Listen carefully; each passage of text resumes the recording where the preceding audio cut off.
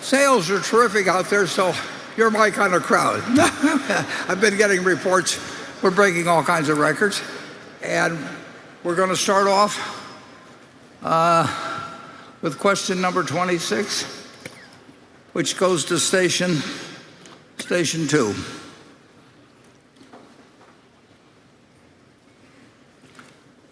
Hi, Warren and Charles. My name is James from Malaysia. Given the recent challenge faced by the major US bank, what is your overall outlook on the banking industry? How do you assess the risk and the opportunity in this section? Well, anticipating a few questions on banks, I decided we should start using bank language here to describe the and Charlie.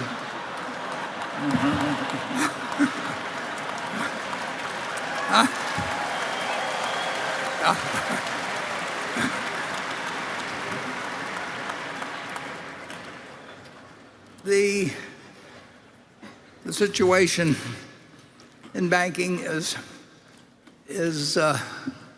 very similar to what it's always been in banking, that fear is contagious, always. And historically, sometimes the fear was justified, and sometimes it wasn't. My dad lost his job in 1931 because of a bank run, and they had a bank run on state banks. And the head of the Omaha National Bank said, well, we're a national bank, and they didn't have a run on the national banks. And of course, they both faced the same problem. So it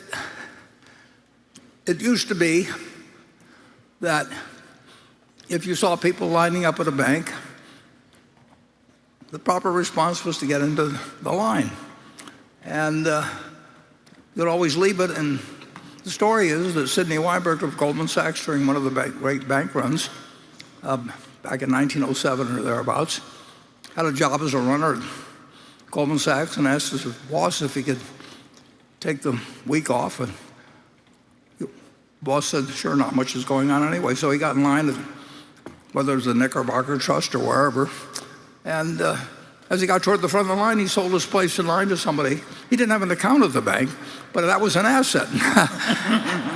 And the banking system has changed so much over the years, and we did something enormously sensible, in my view. When we set up the FDIC, as many as 2,000 banks had failed in 1 year back after World War I. I mean, bank runs were just part of the picture. And if you have people that are worried about whether their money is safe in the bank and all trying to withdraw it, you can't run an economy very well. So the FDIC was very logical. It's got changed over the years some. But here we are in 2023, and we actually see the FDIC pay off at 100 cents on the dollar to everybody, or make it available on all demand deposits.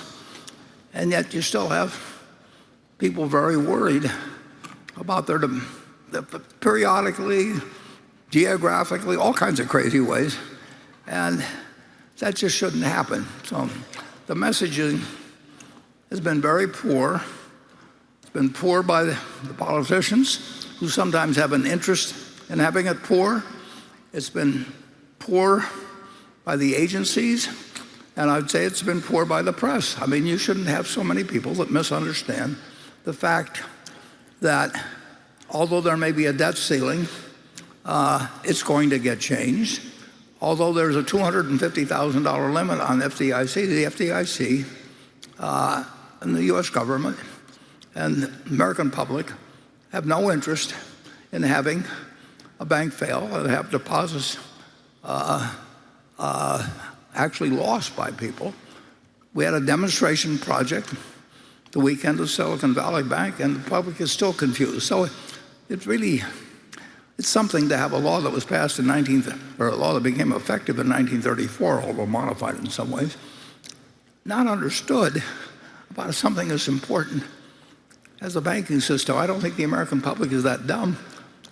And I just, well, I made that offer over in Tokyo, incidentally, that I haven't heard from anybody that wants to take up my $1 million bet on whether the public will lose money if they have a demand deposit at a bank, no matter what the size. So that's the world we live in. It means that a lighted match can turn into a conflagration or it can be blown out. And who knows what will happen. And we don't have any worry. We keep our money in cash and treasury bills at Berkshire because we keep $128 billion or whatever it was at the end of the quarter. And we want to be there if the banking system temporarily even gets stalled in some way. It shouldn't. I don't think it will, but I think it could. And I think that the incentives in bank regulation are so messed up, and so many people have an interest in having them messed up, that it's totally crazy. I mean, the Fannie Mae and Freddie Mac were doing 40% or so of the mortgage business in the United States. That is huge. They were regulated, just those two companies were regulated by some group, I forget what they called it, but they had 150 people that were in charge of just figuring out whether Freddie and Fannie were doing the right thing. Well, I could have done it, Charlie could have done it, and I'm not sure they needed an assistant even to do it. But the incentives were all wrong. And Freddie and Fannie, which were doing fine in August of, or apparently doing fine in July and August of 2008, were put into conservatorship, early in September. And the things that followed from that were just incredible. So there are second order and third order and fourth order effects that are somewhat unpredictable as to what they will be and the sequence and all that, but things change. And if people think that deposits are sticky anymore, they're just living in a different era. You press a button, you don't have to get in a line and wait for days and have the teller counting out the money slowly in gold so that you hope the line goes away. You can have a run in a few seconds. So the way it hasn't been addressed properly is a problem, and who knows where it leads. But you'll have to have a punishment for the people that do the wrong thing. And if you take First Republic, for example, you could look at their 10K and you could see that they were offering non-government guaranteed mortgages in jumbo amounts at fixed rates, sometimes for 10 years before they changed to floating. And I mean, that's a crazy proposition. If it's to the advantage of the bank, they get it. They get the guy coming in and says, I'll refinance at 1.5% and then 1%. And if it's advantage the other way, the fellow keeps it out 10 years. You don't give options like that. But that's what First Republic was doing, and it was a plain sight. And the world ignored it till it blew up. And some of the stock in some of these banks that were held by insiders was sold, and who knows whether they had a plan or whether some plan that was innocent or whether they started sensing what was coming.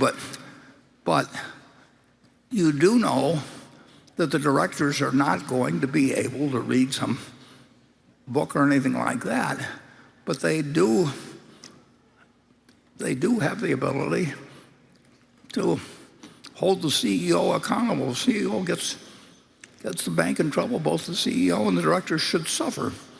The stockholders of the future shouldn't suffer. They didn't do anything.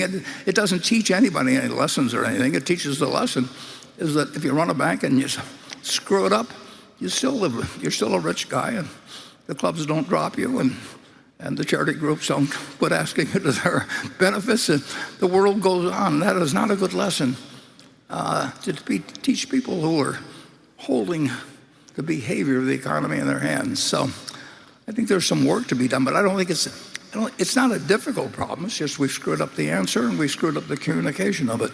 Charlie? Well, I'm so old-fashioned that I kind of liked it better when banks didn't do investment banking. That makes me very outmoded in the modern world. And the country decided it was contrary to public interest for a while, and then the banks wanted to get back into it. Did they ever? Yeah. No, I mean, I don't think having a bunch of bankers, all of whom are trying to get rich, leads to good things. But I think a banker should be more like an engineer. He's more like into avoiding trouble than he is getting rich. Yeah, and they could do fine. They can do fine that way. And I think we had a big mistake when we created a bank where everybody who joins it plans to get rich. Yeah. It's a contradiction in values. And we came to that conclusion. I don't know when Glass-Steagall was passed or anything, but then they want to get back in. How many of you know, and maybe I'm wrong on this, I haven't looked lately, but the Federal Reserve actually was given the responsibility for setting margin requirements. And they changed margin requirements a lot of times because it was known that people that borrow a lot of money cause a danger to the banking system if you get too many in the picture and all of that sort of thing. And what's happened? The banks figured out 1,000 different ways to get so you could borrow on 100% margin, and different. I mean, through derivatives and everything, they just totally distorted all the lessons that were learned in the '29 crash. And imagine taking banking into derivative trading. Who in his right mind would have allowed that? Yeah. Well, there's more money in it. Well, that's why they're in it. Yeah. But it isn't necessarily a great social outcome for the rest of us. That's what those Senate committees decided back in 1931 and 32, and then in the late 1990s, particularly. I mean, very decent people, but Bob Rubin and some of the people, they said, this is the modern world, and here's what the modern world has turned out to hand us. And banking can have all kinds of new inventions, but it needs to have old values. And well, if we don't know what's going to happen, because there are a lot of things that could happen out of the present situation. Depositors will not lose money. Stockholders and debt holders of the holding company and all that, they should lose money. And if people borrowed out on commercial real estate, and now it isn't, the loans aren't getting extended, they should leave. It's too bad. I mean, that's part of borrowing on 100% margin, which is what people have been doing in commercial real estate. You've got to have the penalties hit the people that cause the problems, and if they took risks that they shouldn't have, it needs to fall on them if you're going to change how people are going to behave in the future.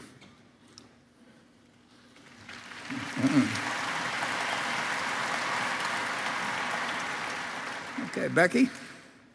This question comes from Davis Hance in Houston, Texas. He writes, what do you think about the business models of the big banks as compared to the regional banks in the wake of the events at Silicon Valley Bank? And how does the perceived implicit guarantee of all deposits at all banks affect big banks and those regional banks? Yeah, well, I can say this.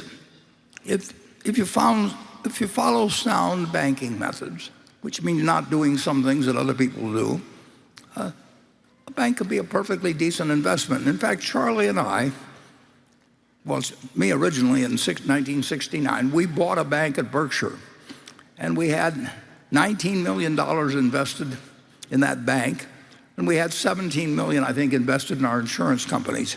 And if the Banking Holding Company Act of 1970 hadn't been passed, we might have ended up owning a lot of banks instead of a lot of insurance companies. We were looking at more banks, and Harry Keefe was taking us around Chicago, and there were other things we could do, and then bingo, they passed the 1970 Bank Holding Company Act, and we had to divest ourselves of that bank in in 10 years, which By the way, it never had a bad debt. Oh, It never had an unnecessary cost. It made nothing but money with no risk. It never presented any deposit insurance risk to the government. zero. It was a lovely, sound, constructive institution in this community, and any person who really deserved credit could get credit. And we were going to buy more banks. We were forced out of it. And we were going to buy more banks. And if we bought more banks, we probably wouldn't have expanded the insurance business. But, the law changed, and so we divested, and we've done okay in insurance. But banking was more attractive to us. It was bigger, and there were more targets to buy.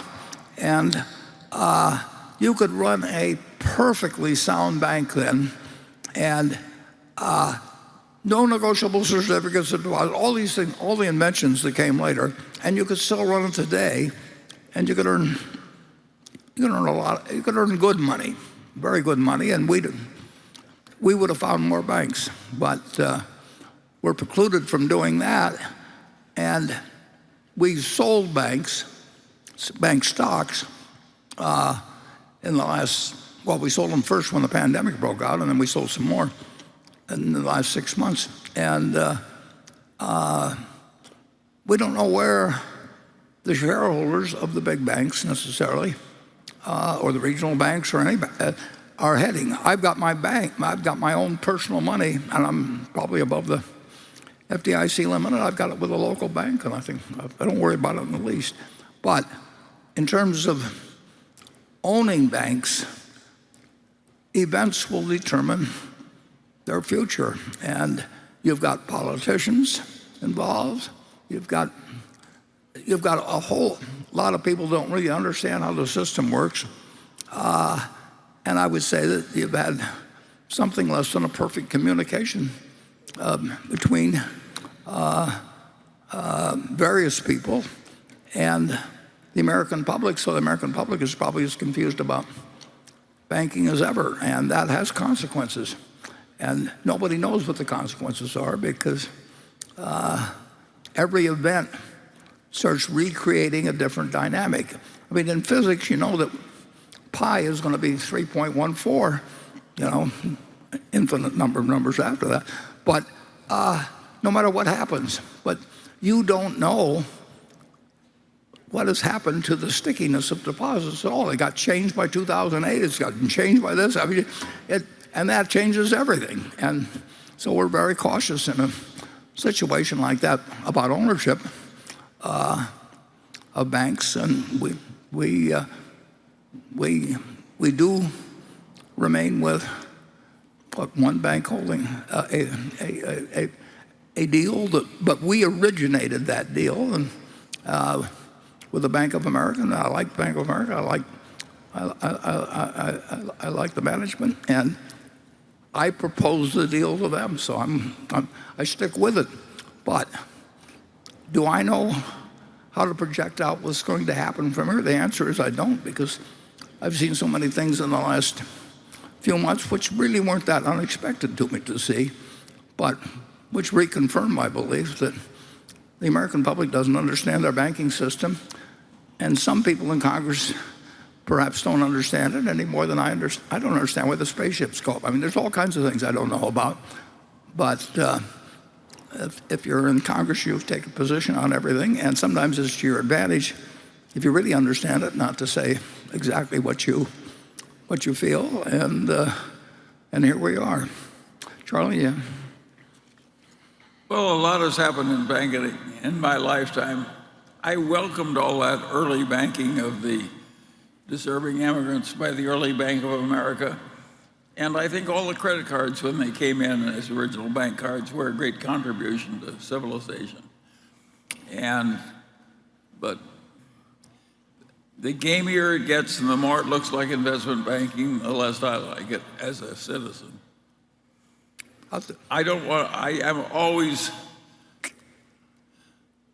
I am deeply distrustful of situations in which everybody wants to get rich and envies everybody else. I regard that atmosphere as utterly toxic. And to people who like one story, which is, again, a true story, and I'm not naming the name, and it wasn't Pete Jeffries because he might fit this name, but it wasn't Pete. But our hero, Gene Abegg, was going to have to retire at some point. And so we hired a future replacement. It's kind of a little problem I talked before about having the perfect business, and now we're going to bring in somebody. We actually bring in somebody that went to Central High with Charlie. Although My class. Yeah, and Charlie didn't know I was picking out this guy, and he wasn't. If you'd asked me, we wouldn't have hired him. Well, if I asked you, I probably wouldn't hire anybody, but that's another question. But this guy comes over, a perfectly decent guy, but presentable, looks like a banker and everything. And of course, the first thing he wants to do, we've got this wonderful bank, but we got the crummiest looking building in Rockford. And we don't need a great building, we just need a great banker. And naturally, this guy wants to build a new building. And because we were the most profitable bank, but we didn't look like we were the most profitable bank. So I told him he could have any building he wanted as long as it was not higher than, it had to be shorter than our nearest competitor. And he lost interest totally. He wanted to be on the top floor of the biggest building in town. And I told him he could horizontally do anything he wanted, but he couldn't do it vertically. And it taught me a lot about the guy's motivations in life, and he didn't end up running the bank anyway. Anyway, that's all I know about banking, probably more. Station 3.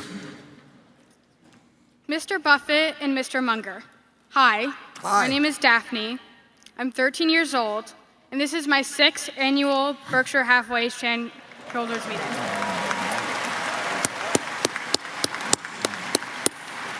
And I've had the privilege to ask you both questions in years past. My question for you today is the following. As you know, the U.S. national debt is currently at an estimated $31 trillion, making up about 125% of the U.S. GDP. In the meantime, over the past few years, the Federal Reserve has telegraphed that they intend to monetize the debt by printing trillions of dollars, even as they insist that they're fighting inflation. Already, other major economies in the world, such as China, Saudi Arabia, and Brazil, are moving away from the dollar in anticipation of this. My question is, are we likely to face a time in the future when the US dollar is no longer the global reserve currency? How is Berkshire prepared for this possibility? And what can we do as American citizens to attempt to shelter ourselves from what's beginning to look like the beginnings of de-dollarization? Well,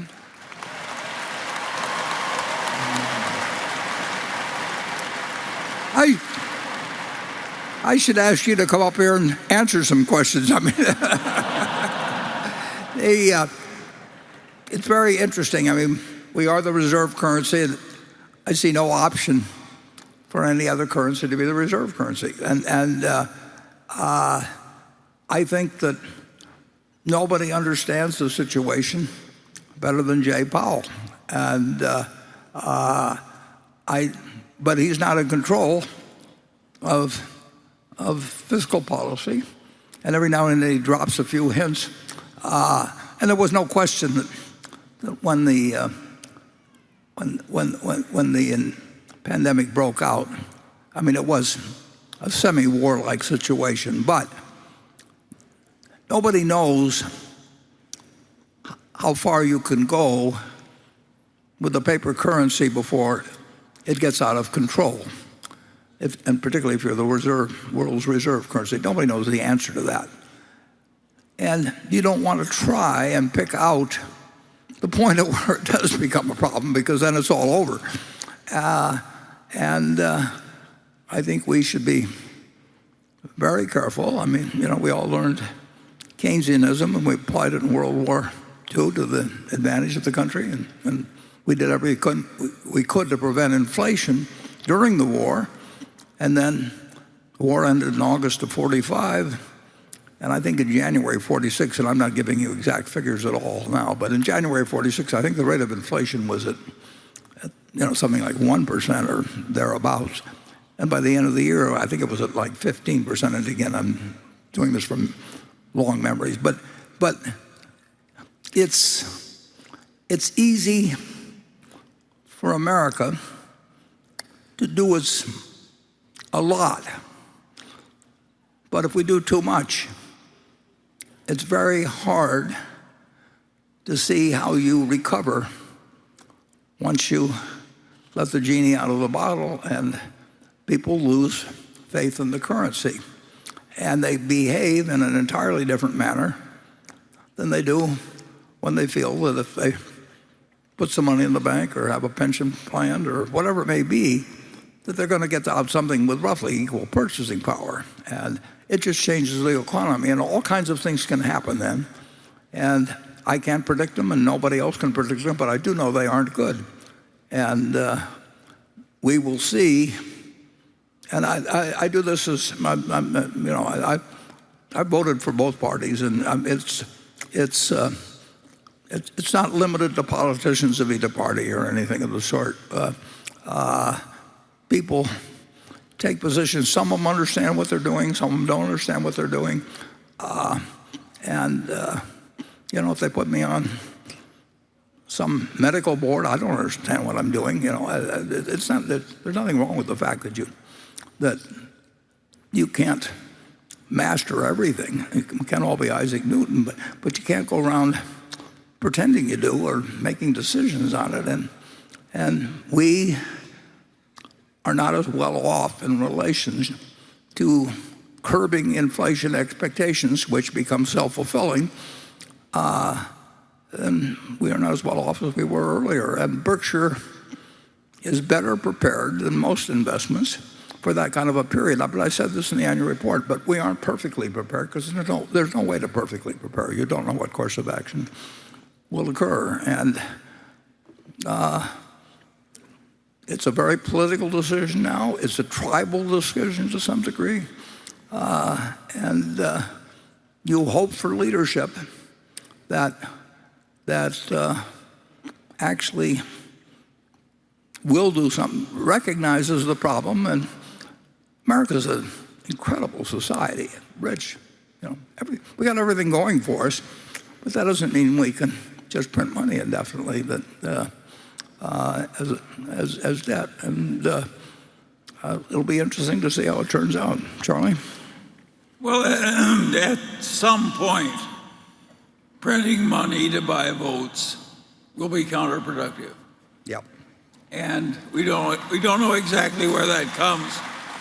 And if something is going to be dangerous and unproductive, you ought to keep it a fair distance away. Now, if you have a culture that is exceptionally strong, like Japan, they have done some strange things there. But they couldn't have been the reserve currency. No, of course not. But Japan bought back most of the national debt and a lot of the common stocks, and debt. Just the Federal Reserve owns practically everything in Japan, and the country's working. It's had 30 years of economic stasis, but it's not going to hell. I really admire Japan, but I don't think we should try and imitate it. I don't think we're as good as Japan at taking. They have a cohesive culture, and we don't, Charlie. Yeah, that's exactly right. Yeah. In Japan, everybody's supposed to suck it up and cope, and in America, we complain.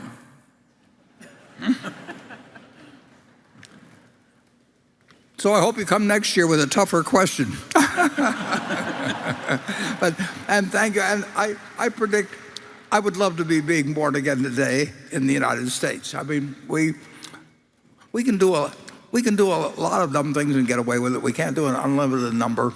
There are people who care about that, and you have to be willing to be extraordinarily unpopular. I mean, Paul Volcker. There are other Federal Reserve chair people that would not have done what he did. It's just it's too uncomfortable. And there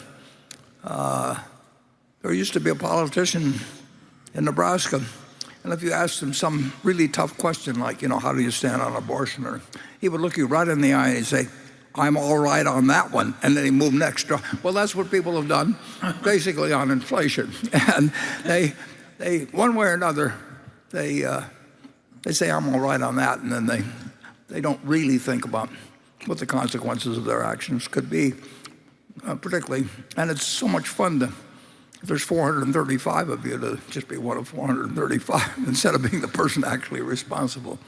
Anyway, I am still, next to the question of two superpowers, and when you get into really destroying a planet, destroying the reserve currency of the world when there's really no substance, and forget about all the toys, I mean, it's a joke to think of any tokens or that sort of that's madness. But it's also madness to just keep printing money. Yeah, and we know how to do it, and we actually came from a money printing economy in World War II, which was required, and we suffered significant inflation. The price level, I mean, there are a million ways to judge it, but it's maybe 10 times what it was then or something like that. Well, that's getting close to the edge of where you don't want to hold dollars anymore. You want to hold something else. You want to hold real estate. You want to hold an interest in a business. There's a lot of good. Your best defense is your own earning power. If you're the best doctor in town, if you're the best lawyer in town, if you're the best teacher in town, or even if you're the 10th best, you're going to make a good living. I mean, the economy is productive, and you will succeed with your talents, but you won't succeed by hoarding dollars. You'll just succeed by the fact that your value to the community, which is a rich community overall, is sustained. And so the best investment is always in yourself. That's the answer I would give you. Well, we have a situation where we've learned to print money in gobs and let a big chunk of our young people go right into wealth management. This is like we did. Yeah, like we did. Yes, we've been bad examples. And I want to say that I didn't realize wealth management was going to get so big when I went into it. And I want to apologize for what's happened. Yeah, well, anyway, you did well. Becky.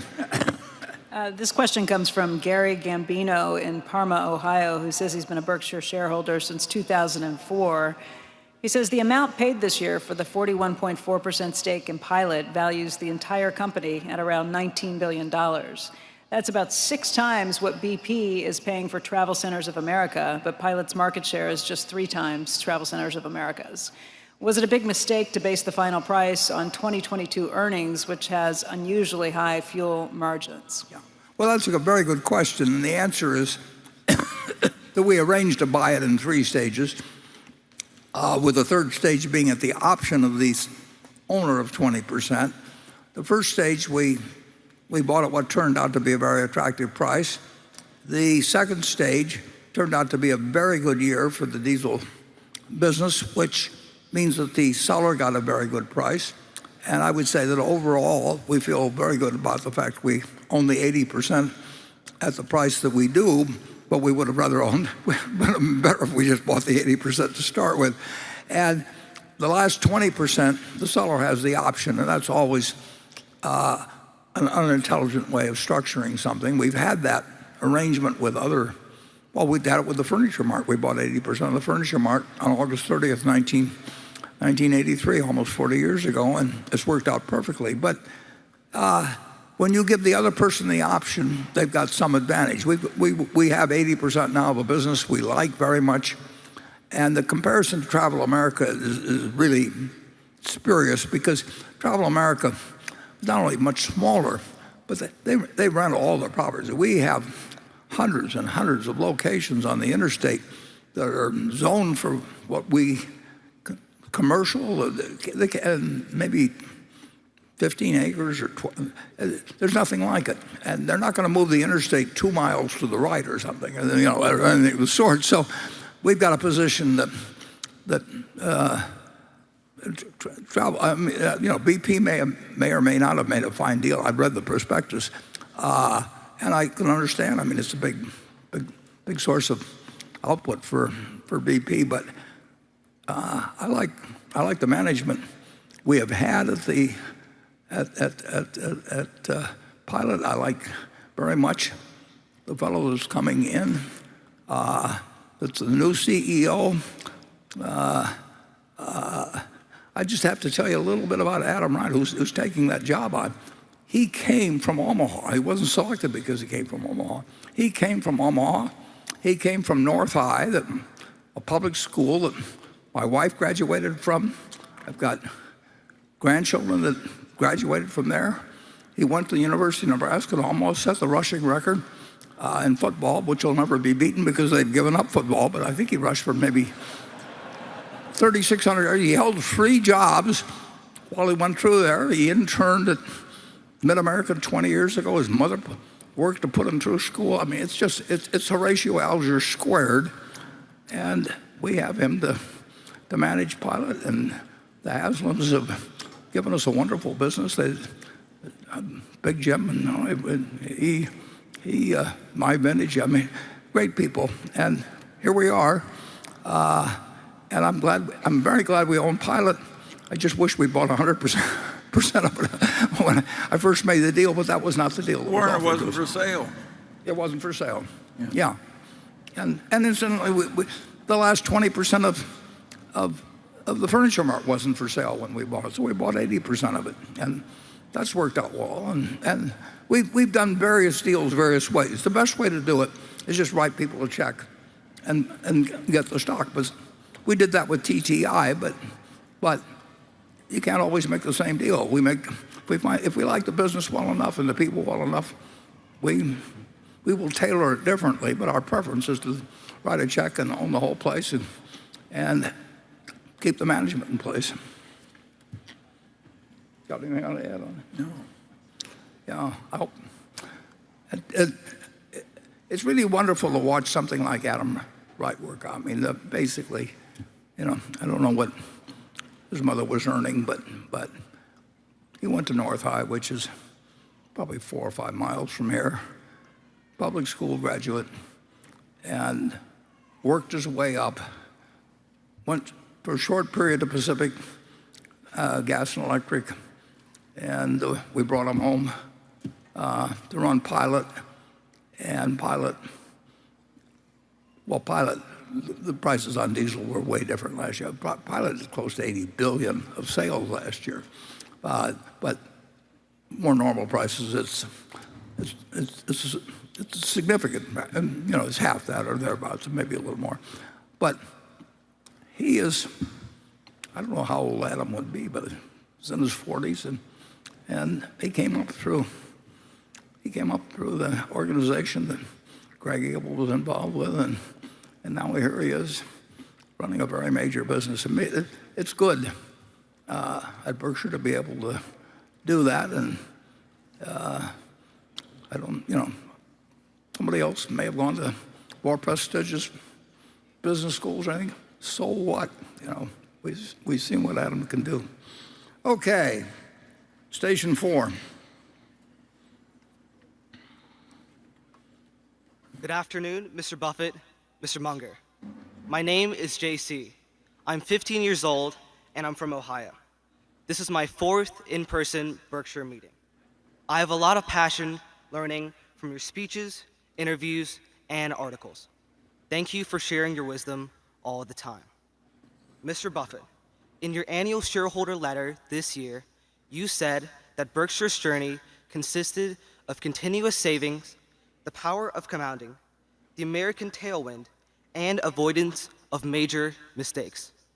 You have humbly admitted in the past that you have made many mistakes, but this is the first time that major mistakes stood out to me. Could you please advise us on what major mistakes we should avoid in both investing and in life? I would also like to have Mr. Munger's thoughts too, please. Thank you very much. Well, Charlie said the major mistake you can make, then you're lucky if you're in the United States. go around the world, you don't have a lot of choices in some places, but you should write your obituary and then try and figure out how to live up to it. That's something you get wiser on as you go along. The business mistakes, you just want to make sure you don't make any mistakes that take you out of the game or come close to taking you out of your game. You should never have a night when you're worried about investing. I mean, assuming you have any money to invest at all, and you should spend a little bit less than you earn, and you can spend a little bit more than you earn, and then you've got debt, and the chances are you'll never get out of debt. I'll make an exception in terms of a mortgage on your house, but credit card debt, we're in the credit card business big time, and the world will stay in the credit card business. But why get behind the game? And if you're effectively paying 12 or 14 or whatever percent you're paying on a credit card, you're saying I'm going to earn more than 12 or 14% of money, and if you can do that, come to Berkshire Hathaway. So it's I hate to say this when Charlie's around me, but it's straight out of Ben Franklin. I mean, and it's not that complicated, but I'll give you a couple lessons. Tom Murphy, the first time I met him, said two things to me. He said, always tell someone to go to hell tomorrow. Well, that was great advice then, and think of what great advice it is when you sit down at a computer and screw your life up forever by telling somebody to go to hell or something else in 30 seconds and you can't erase it. And you haven't lost the option. And he said, praise by name, criticize by category. Well, what makes more sense than that? I mean, who do you like that criticizes you all the time? And you don't need to vilify anybody to make your point on subjects of discussion. And then I'll give you another general piece of advice. I've never known anybody that was basically kind that died without friends. And I've known plenty of people with money that have died without friends, including their family. But I've never known anybody. I've seen a few people, including Tom Murphy Sr. and maybe Jr., who's here, but certainly his dad. I never saw him. I watched him for 50 years. I never saw him do an unkind act. I didn't see him do very many stupid acts either. I mean, it wasn't that he was non-discriminating. He just decided that there was no reason to do it. And wow, what a difference that makes in life. Charlie? Well, it's so simple to spend less than you earn and invest shrewdly and avoid toxic people and toxic activities and try and keep learning all your life, et cetera, and do a lot of deferred gratification because you prefer life that way. And if you do all those things, you are almost certain to succeed. And if you don't, you're going to need a lot of luck. And you don't want to need a lot of luck. You want to go into a game where you're very likely to win without having any unusual luck. I'd add one more thought, too. You need to know how people can manipulate other people, and then you need to resist the temptation to do it yourself. Oh, yes. The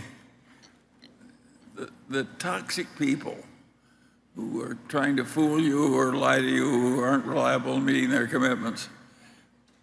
The great lesson of life is get them the hell out of your life. Yeah. And do it fast. Do it fast.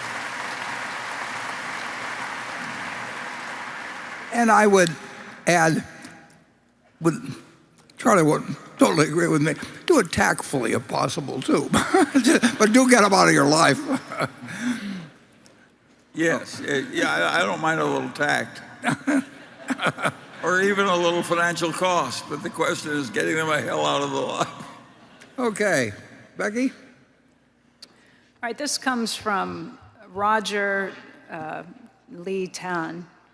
He says, my name is Roger from Hong Kong, a long-term shareholder of Berkshire, admirer and follower of Mr. Buffett's and Munger's wisdom and principle. Both of you have said before that the most difficult problems in life are always people problems, and one of the key lessons you have learned to be able to live a happy life and a successful life is to stay away from negative people. My question is, what to do if those negative people are your families, the people whom you can't simply stay away from? Yeah. You minimize it. But you can't, no, I mean, there's no question about it. And Charlie gave an answer I thought was master of tact the other day when he says you always ought to interact with people who behave well. He says, of course, you have to make some exceptions in your family. But but it's true. And, you really, I don't know what it's like to have, a drunken, bullyish, probably father, but parent just generally. I mean, how do you handle it? It's very interesting that the MacArthur family, the very famous John MacArthur, the man who set up the MacArthur Foundation, he had 5 kids, and 4 of them turned out to be superstars of one sort or another, and they had this crazy itinerant drunken father, but they all decided that the thing to do was get the hell out of the house. and so you had the father of the MacArthur Foundation that did that along with 3 of the siblings out of 5. So, I was lucky. I mean, Charlie was lucky.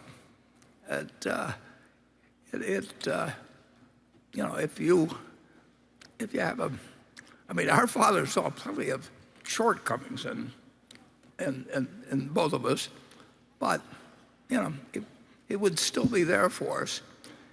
And if you have one that won't be there for you, it's a very tough problem. And I think one way or another, I probably would have gotten through that if I had that situation, but I think my life would have been a lot different. Charlie? I have nothing to add. We're Okay, station 5. Hey Warren and Charlie. Good afternoon. My name is Sudhakar Reddy Anap Reddy. I am from Bentonville, Arkansas, home of Walmart. I am shareholder since 2019, and my daughters are shareholders since 2020. My question is, this is my first time coming to shareholders, and my question is, Walmart and Berkshire Hathaway has very great relationship with BNSF, McLean, and consumer goods like Fruit of the Looms and Granimals, and etc. My question is, Granimals is exclusively sold at Walmart, and Fruit of the Loom is sold at many other retailers. How does Berkshire Hathaway decides some items are sold at some retailers exclusively versus others are sold at many retailers? Well, that's a good question, but obviously you'd love to control, if you have a product, you'd love to control the distribution, and you're probably going to get better gross margins if they ask for you by name. I mean, they just had an article about Bernard Arnault, who built LVMH, and he's got a blue box at Tiffany, and the blue box itself means something. And Coca-Cola, the bottle, meant something. In the 1920s, I think there was a study of that kind of hoop skirt bottle, and blindfolded, a very high percentage of the population could recognize it was Coca-Cola when they can recognize not only the product but the container. You're going to have good gross margins. And if you're just another cola, and there have been hundreds of them, and even if you have distribution through something like Walmart, who has Sam's Cola, it just doesn't, it's not the same. I mean, here I am, and 1886 or so, John Pemberton in Atlanta created it, and they spent a very significant amount of money advertising. And on the other hand, Hershey's didn't spend any money on advertising. So we have observed, Charlie and I both have observed so many products, so many methods of retail. And we really think we know quite a bit about it, and we also know how much we don't know about it at the same time. And it doesn't mean that we want to go into retailing ourselves, but it does mean we've learned to some extent what to avoid. And we've learned when somebody really has something, and Granimals has something, it's just that there's only many, Walmart does a great job of distribution for us, and it's a good product for Walmart, and it's a good product for us. And on Fruit of the Loom, they can sell lots of types of underwear, and they can do a big volume, but we're not going to make as much money relatively to capital employed or anything with a product that has a whole bunch of competitors. And if the kid wants a Granimals pajamas or something, it's not the sort of product that causes people to drive 20 miles out of their way to buy it or anything of the sort. But if you're in the Walmart and you're picking out pajamas or something for the kid, and he or she wants a particular product, and it's reasonably priced and everything, and wears well and everything, we're happy to have it distributed through somebody with the distribution power of Walmart and their design. They're very happy to have the product. On balance, it's obviously better if you own See's Candy than if you own the no-name candy company. Particularly when people buy it as gifts a couple times a year. I mean, they know that if they give their girlfriend, if they give someone in the hospital, if they give a gift at Christmas or going to a dinner, they know if they hand a box of candy to somebody, they don't say at the same time, "Here, I got a wonderful deal on this candy." I mean, it just kills the moment, right? What they really want to see is a smile on the other person's face that they're receiving it, and they get it. So knowing what customer, and See's box chocolates, are not remotely the market that soft drinks are. And the product does not travel particularly. Hershey's chocolate didn't travel. I mean, if you look at candy bars, what's popular in the UK isn't that popular in the US and all kinds of things. Coca-Cola travels. There's 200 countries and roughly, and probably 180 of them, it's the dominant product. And how do you do it? Well, it helps if you started in 1886 and build from that point forward. So we've learned a lot. We got a lot to learn, but we did learn that something like Granimals, we understood when it came around. Nobody ever heard of it. And we bought it for a very low price, as it turned out, 20 years ago, and still nobody knows that hardly that we own it, and that's fine. But they know what Granimals are, and it has legs. It just keeps going year after year, and some things are like pet rocks, and we're learning all the time. Charlie? I have nothing to add. Okay. You probably have never bought any Granimals. No, I never have. I don't even wear them. You wouldn't fit. Okay, Becky. This question comes from Barry Laffer in New York City. Berkshire owns about 94 million shares of Paramount Global as of the last published data. This asset-rich company has disappointed on recent quarterly earnings reports and just this week slashed its dividend by 80%. How do you see the streaming wars evolving, and do you still have conviction in your investment thesis? Is your investment thesis based on the company being an acquisition target or based on its fundamentals? Yeah, and how would you like to manage my money for nothing? We are not in the business of giving stock advice to people, and people who don't know anything about stocks can make a lot of money doing that, and we don't think it's something we should give away. But I will say this, it's not good news when any company passes its dividend or cuts its dividend dramatically. And the streaming business is extremely interesting to watch because there's people love to use their eyeballs watching, being entertained on a screen in front of them or a phone or whatever it may be. But there's a lot of companies doing it, and you need fewer companies or you need higher prices. Well, you need higher prices or it doesn't work. And you don't lock in people when you get them to join up for the streaming period when your serial runs. I mean, you keep them on for a while, but you can't lock them up. And we'll see what happens. I mean, I had a gasoline station when I was 21 or 22, and it's about 4 or 5 miles from here, and we had one competitor, and he determined our profit because we looked at his price every day, and if we cut the price, he'd match it, and we couldn't raise the price, and he did twice the gallonage, so he won.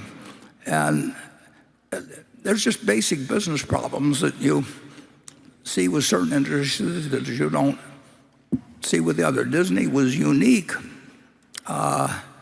in its animated, what it offered, in the 30s and 40s, and they wrote the stuff off in the first showing, and then they rejuvenated Snow White and all these other people every 7 years, and that was fine. But this is a different world, and the eyeballs aren't going to increase dramatically, and the time they can spend it's not going to increase dramatically, and you got a bunch of companies that don't want to quit, and who knows what pricing does under that. But anybody tells you what they know what pricing will do in the future is kidding themselves. Charlie? Charlie's had a lot of experience, incidentally, with Hollywood. I mean, he used to, before I even met him. I think the movie business is one tough business. Yeah. That's my view. The talent will make the money, the agents will make the money, and if you've got a theater, the theaters are now doing 70% of the business that they did before the pandemic. And big hits, have enormous grosses, but you can't reduce the supply. People have only got so many hours in the day. They've only got 2 eyeballs, and they got more choice than ever before. And they've got stuff that's cheaper that offers them the same experience, and some of them like the experience, particularly the big hits of going. But it isn't like you can double the number of people or double the eyeballs or anything like that. And you've got a lot of people. The talent will always get paid, and when you essentially are packaging that talent one way or another, and you need to get higher prices, and you've got a lot of strong companies that don't want to quit. That's an interesting equation. Hey, if you think the movies are tough, try to invest in a New York show on a conventional stage. There they think it's a breach of faith in that business to let the person who put up the money ever get any money back. Yeah, well, Charlie saw a lot of that, actually. I don't like those businesses. Tell him what happened on Cleopatra, Charlie.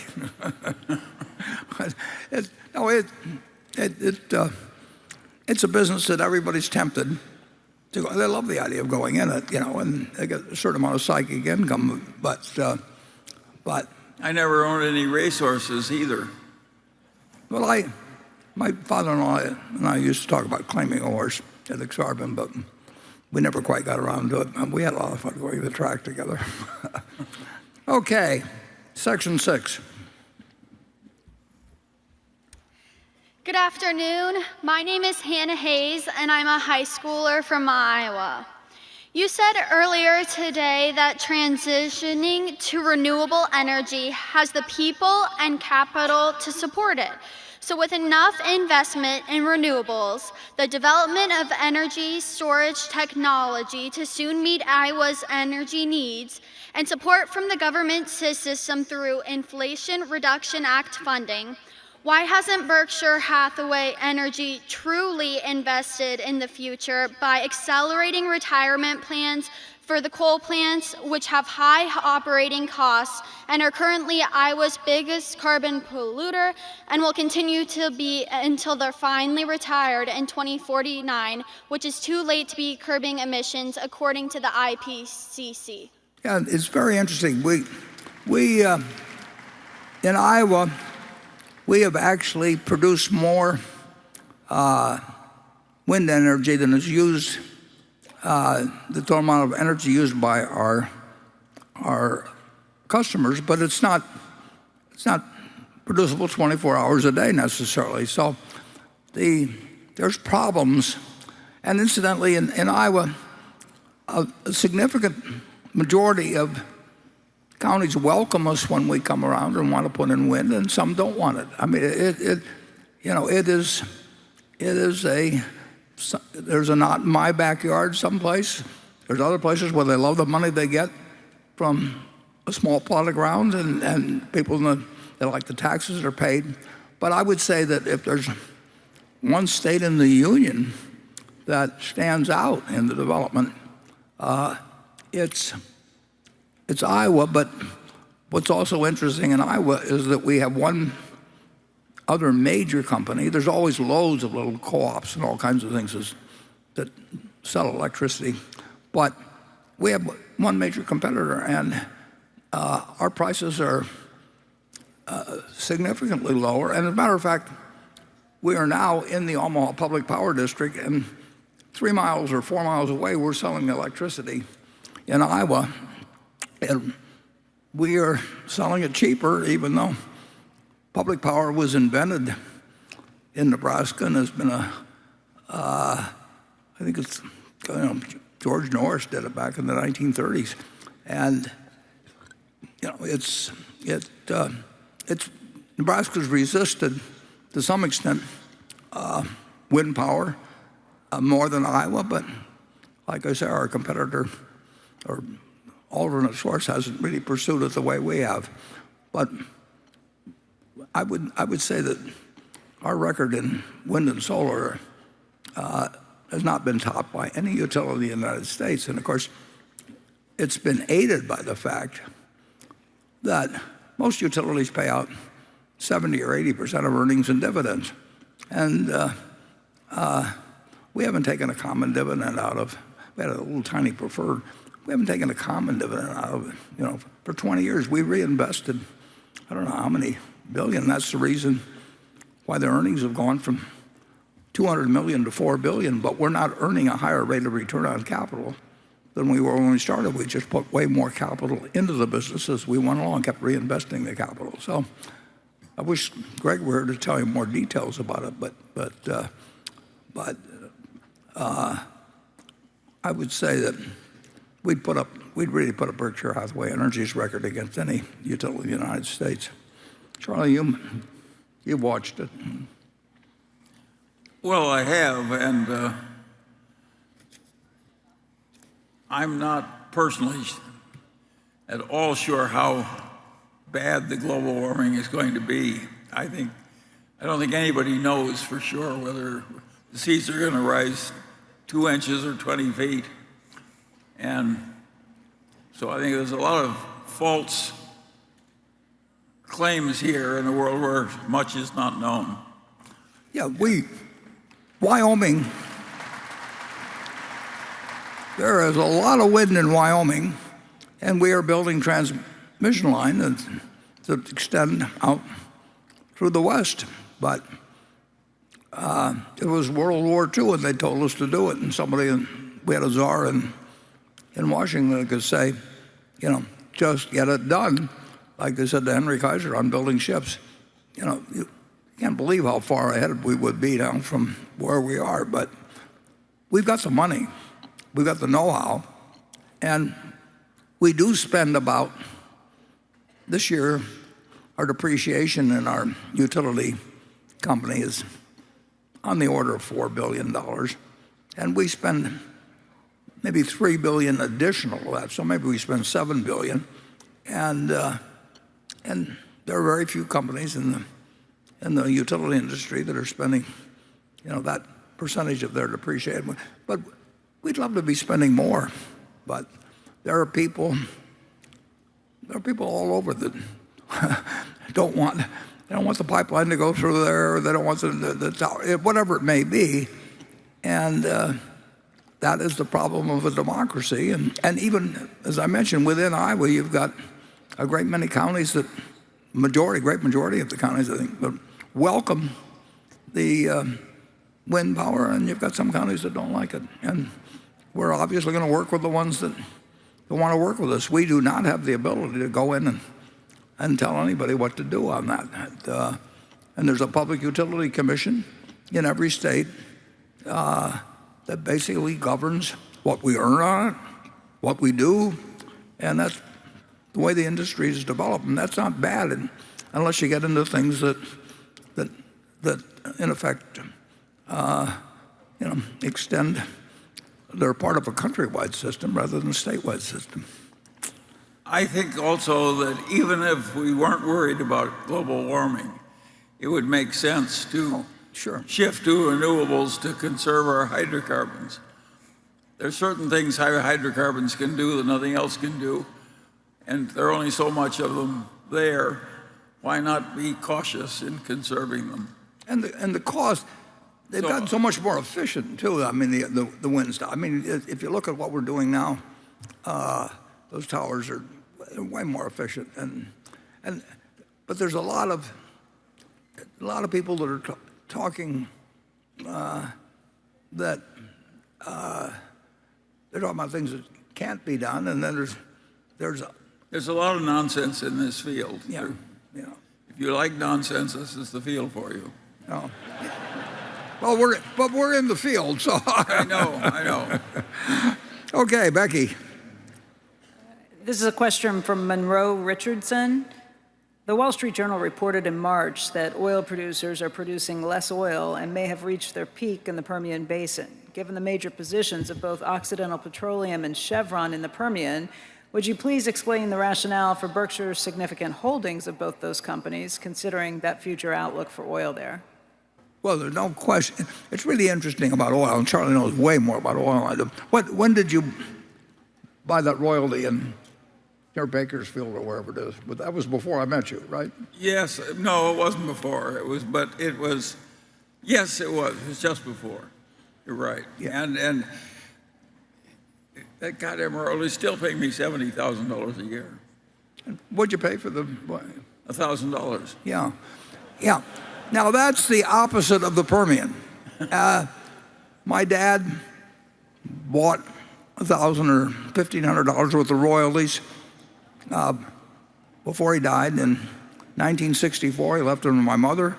My mother left them to her two daughters, and my older sister died, and my younger sister's here today, and she gets these checks every month, and she knows about all these different fields and what they're producing, and that's the reality of half of the oil production, or something around that, in the United States, and then the other half is shale. And if you've gone to the movies and ever watched oil, you've never watched the things that are pumping out Charlie's royalties in California. You see these gushers of oil. Well, in the Permian, I'm like, this should sink in on you. And the first day when you bring in a well, it may be 12,000 barrels, it may be 15,000 barrels, and it's dangerous. Occidental had one come into, I think, 19,000 barrels or something like that, one day, and in a year and a half, it becomes practically nothing. It's a different business, in effect. And the United States, it's interesting. We use whatever we use, maybe 11 and a fraction. Well, we produce 11 and a fraction million barrels of oil equivalent a day. But if shale stopped, it would drop to 6 million very fast. Well, just imagine taking 5 million barrels a day out of the production in the world, and then we're also taking down our strategic petroleum reserve, Strategic Petroleum Reserve is the ultimate oil field. You don't have to drill. It's just that we've got it. And it was supposed to be strategic, but it gets involved in politics. And so when you're about the oil business, you're talking about different kinds of businesses, basically. And we like Occidental's position in the Permian, and we wouldn't like that position. Well, it got to minus one day. It got to minus $30 a barrel. That was crazy, of course. But if oil sells at X, you do very well, and if it sells at half of X, your costs are the same, and it doesn't change the production, and it doesn't work as well. But it also brings down the oil production of the United States very fast. So we don't know what oil prices will be, but we do very much like the Occidental position they have, and that's why we financed them a few years ago, and it looked like it was a terrible mistake when the oil market just totally collapsed, and then it changed around, and we bought a lot of the common stock. In the last few months, they've reduced our preferred, which we don't like, obviously. I mean, we'd be disappointed in them if they didn't reduce it. It's intelligent from their standpoint. So we've taken, of the $10 billion preferred, we've gotten maybe $400 or $500 million of it retired at 110% of par. But Becky Holub she's an extraordinary manager of Occidental. Her first job was with City Service. That was the first stock I bought in 1942. She knows what happens beneath the surface. I know the math of it, but I wouldn't have the faintest idea what to do if I was in an oil field. I mean, I can dig 2 feet down. I can't in my backyard, and that's my understanding of subsoil in the world. I can't picture the field that Charlie has been collecting that monthly check from 50 plus years, 60, 60 years roughly. Or my sister getting at various fields where they just keep pumping and pumping and pumping. And we, in the United States, are lucky to have the ability to produce the kind of oil we've got from shale, but it is not a long-term source like you might think by watching movies about oil or something of the sort. Charlie, do you have anything? Yeah, it really dies fast, those shale wells. If you like quick death in your oil wells, we have them for you. No. But Occidental, they're doing a lot of good things. Yeah, they drill a lot of new wells, and they're doing it at a profit, but it's a different kind of oil business. It's just different, yeah. And that's true of almost half the oil produced in the United States. And there's a times lot of oil down there that nobody knows how to produce. And they've been working at it for like 50 years. But they worked at the existing shale production for about 50 years before they figured it out. And it was weirdly complicated when they finally were able to do it. There's only one type of sand that works. Can you imagine a horizontal pipe, that maybe a mile and a half or something? It's just so different than what you think about. It goes laterally for 3 miles, 2 miles down. Yeah. How in the hell do you drill 2 or 3 miles laterally when you're already 2 or 3 miles under the earth? They've mastered a lot of very tricky technology to be able to get any oil out of these wells at all. Yeah. And we love the position with Occidental, and we love having Becky run it, and they've been. And there's a lot more oil down there if anybody can figure out another magic trick. That's all we need is another magic trick. But Occidental has some other things too. Yes, but the price of oil still is incredibly important in terms of the economics of short-lived oil. I mean, no question about that. Well, if it's... And we will, incidentally, there's speculation about us buying control. We're not going to buy control. We don't want to. We've got the right management running it. I mean, we wouldn't know what to do with it. Charlie wouldn't mind knowing what to do in an oil field. Admitting you're buying coal would be like going out and seeking to acquire a cancer or something. You can't even borrow to expand a coal mine now. It's really, it got very unfashionable. Yeah. And we think, frankly, some of the things said are ridiculous, and on both sides, on both in both extremes. I mean, it's just, you're dealing with physics. You're dealing with, it's the politicization of positions on something that's enormously important in terms of energy. Is just, it just lends itself to demagogues and fundraisers and advisory organizations and everybody in sight. And we will make rational decisions, and we do not think it's un-American to be producing oil. And there is no oil basin in the United States that compares to the Permian in terms of promise. Yeah, we were lucky. Well, we didn't know it was there until not that many years ago. It had sort of been used up, and they always knew the shale oil was there, but they thought it was going to stay unrecoverable forever. Yeah. The second or third stock I bought was Texas Pacific Land Trust, and they owned 3 million acres down there in P, and they were grazing revenues of $10,000 a year or something like that. And they were sitting on this incredible amount of oil, and basically that company is now actually part of Chevron, and it went through Texaco and did all kinds of things, and there's still a Texas Pacific Land Trust, but a lot of that property is fee owned by their minerals are owned by Chevron, which is some advantage, but it's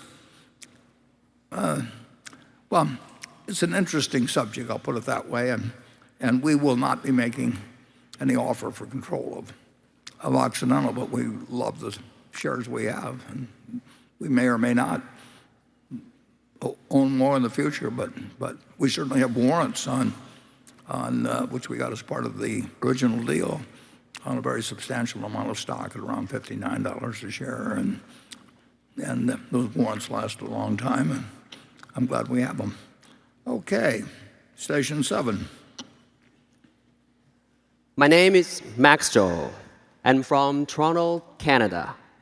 I have a question for Charlie regarding a statement you made in the past. You once mentioned that you would prefer to hire someone with IQ of 130 who believes it's 120 over someone with IQ of 150 who thinks it's 170. I understand that you were referring to Elon Musk.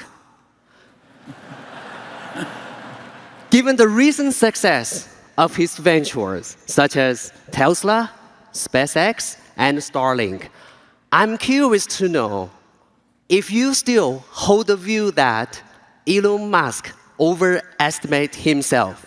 Thank you so much.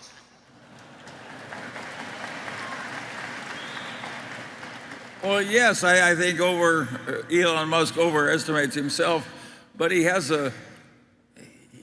very talented, so he's overestimating somebody who doesn't need to overestimate to be very talented. There's a Bill Maher program, about a week old, maybe 2 weeks old, but he interviews Elon, and Elon does a terrific job toe-to-toe with Bill Maher, who it's worth watching. And Elon he's a brilliant guy, and I would say that he might score over 170, but he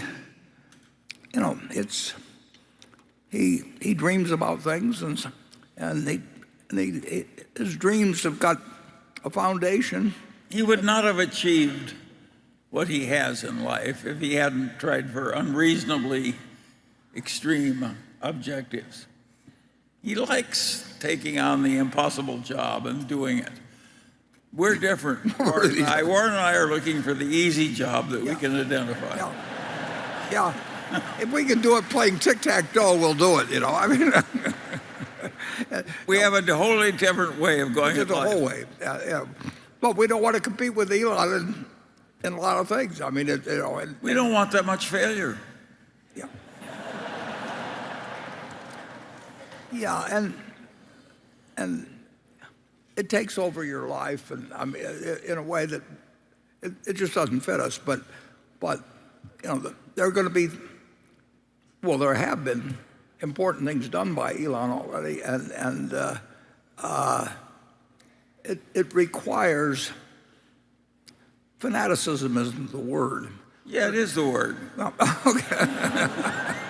Well, it isn't quite the word, but it's a dedication to solving the impossible, and every now and then they'll do it, but it would be torturous to me or Charlie, and I like the way I'm living, and I wouldn't enjoy being in his, but he wouldn't enjoy being in my shoes either. But, what's the Bill Maher interview? Okay, Becky. This question comes from Foster Taylor. At the 2010 Berkshire annual meeting, you said the one question that you would ask of the Berkshire CEO would be about the distribution of cash to shareholders as the Berkshire cash pile grows larger and larger. So let me ask that question. Do you still feel confident of the future prospects for our over $100 billion in cash on hand, or are we getting closer to cash distributions? Well, the one thing, if Berkshire shares are selling for less than we think they're worth, that could be a pretty big way to distribute cash. But what we'd really like to do is buy great businesses. If we could buy a company for $50 billion or $75 billion, $100 billion, we could do it. And we can do it, and our word's good. It's difficult with a public company because, in effect, if you bid on a company, you make the bid, and their shareholders vote months later, and you're giving an option. If we're good for it, and the other guy has a way to top you, or all kinds of things, they can get out of it, and you get paid 2% for that or 1% for that. That is not an appropriate price. And on the other hand, Delaware will decide whether they should do it or not, and that's the way the world is. I mean, that's the law. So it'd be easier to do with a private company, and there aren't very many that are big. On the other hand, there's nobody else that can quite make a deal like we can under the right circumstances. And there could be a situation where a number of very decent companies have got a very uncomfortable borrowing structure, and money comes due to them at the exact wrong time, and that's when they pick up a phone, as did Tiffany and Harley Davidson and you name it. I mean, a whole bunch of companies in 2008. That sort of thing will happen again, whether it results in us getting the calls or what the world is exactly at that time. But the one thing we know is that the number of phone calls that you can make at a time like that is very, very limited, and there can be good companies. They don't want to sell the company necessarily, but they just may need $5 or 10 or $20 billion, depending on what company you're talking about, and that can happen. And our own shareholders can be selling the stock too cheap, and we'll never do anything to make them sell it cheap, and we'll tell them the truth about what the business is. But if market circumstances result in us being able to buy in $50 billion of our own stock, we'll buy it. So we'll see what the world holds. But we don't have the opportunities we used to have, but we've got enough, and we're making money with the things we have. It isn't killing us to hold 130 billion of bills at 5% plus bond equivalent yields. And everybody says, well, yields are going to go down in the future. I don't have the faintest idea what yields are going to do in the future. And, the prime rate was 21.5% in 1981 or 2, and people were worried that it was going to go totally spin out of control. And Volcker kept it from happening. But if Volcker hadn't been in there, who the hell knows what would have happened. So we're running Berkshire so that we'll do okay, and maybe we'll do a little bit better than okay. Charlie? Okay, maybe fine. Okay, station 8. Hello, Mr. Buffett and Mr. Munger. My name is Carlos Sanchez, and I'm honored to be here from Guadalajara, Mexico. Mr. Munger, as a fellow lawyer, I have a question regarding corporate law. Considering your experience and success, if you were to offer guidance to someone like Ralph Tortorella when he was at the beginning of his career and before becoming Berkshire Hathaway Company's lawyer, what key principles or lessons would you suggest to help him excel in his profession? Well, I'm not sure I quite caught all of that. But yeah, I don't think I have a lot of advice about how to succeed as a lawyer. I have a son-in-law who describes modern law practice in a big firm. He says, it's like a pie eating contest where if you win, you get to eat more pie.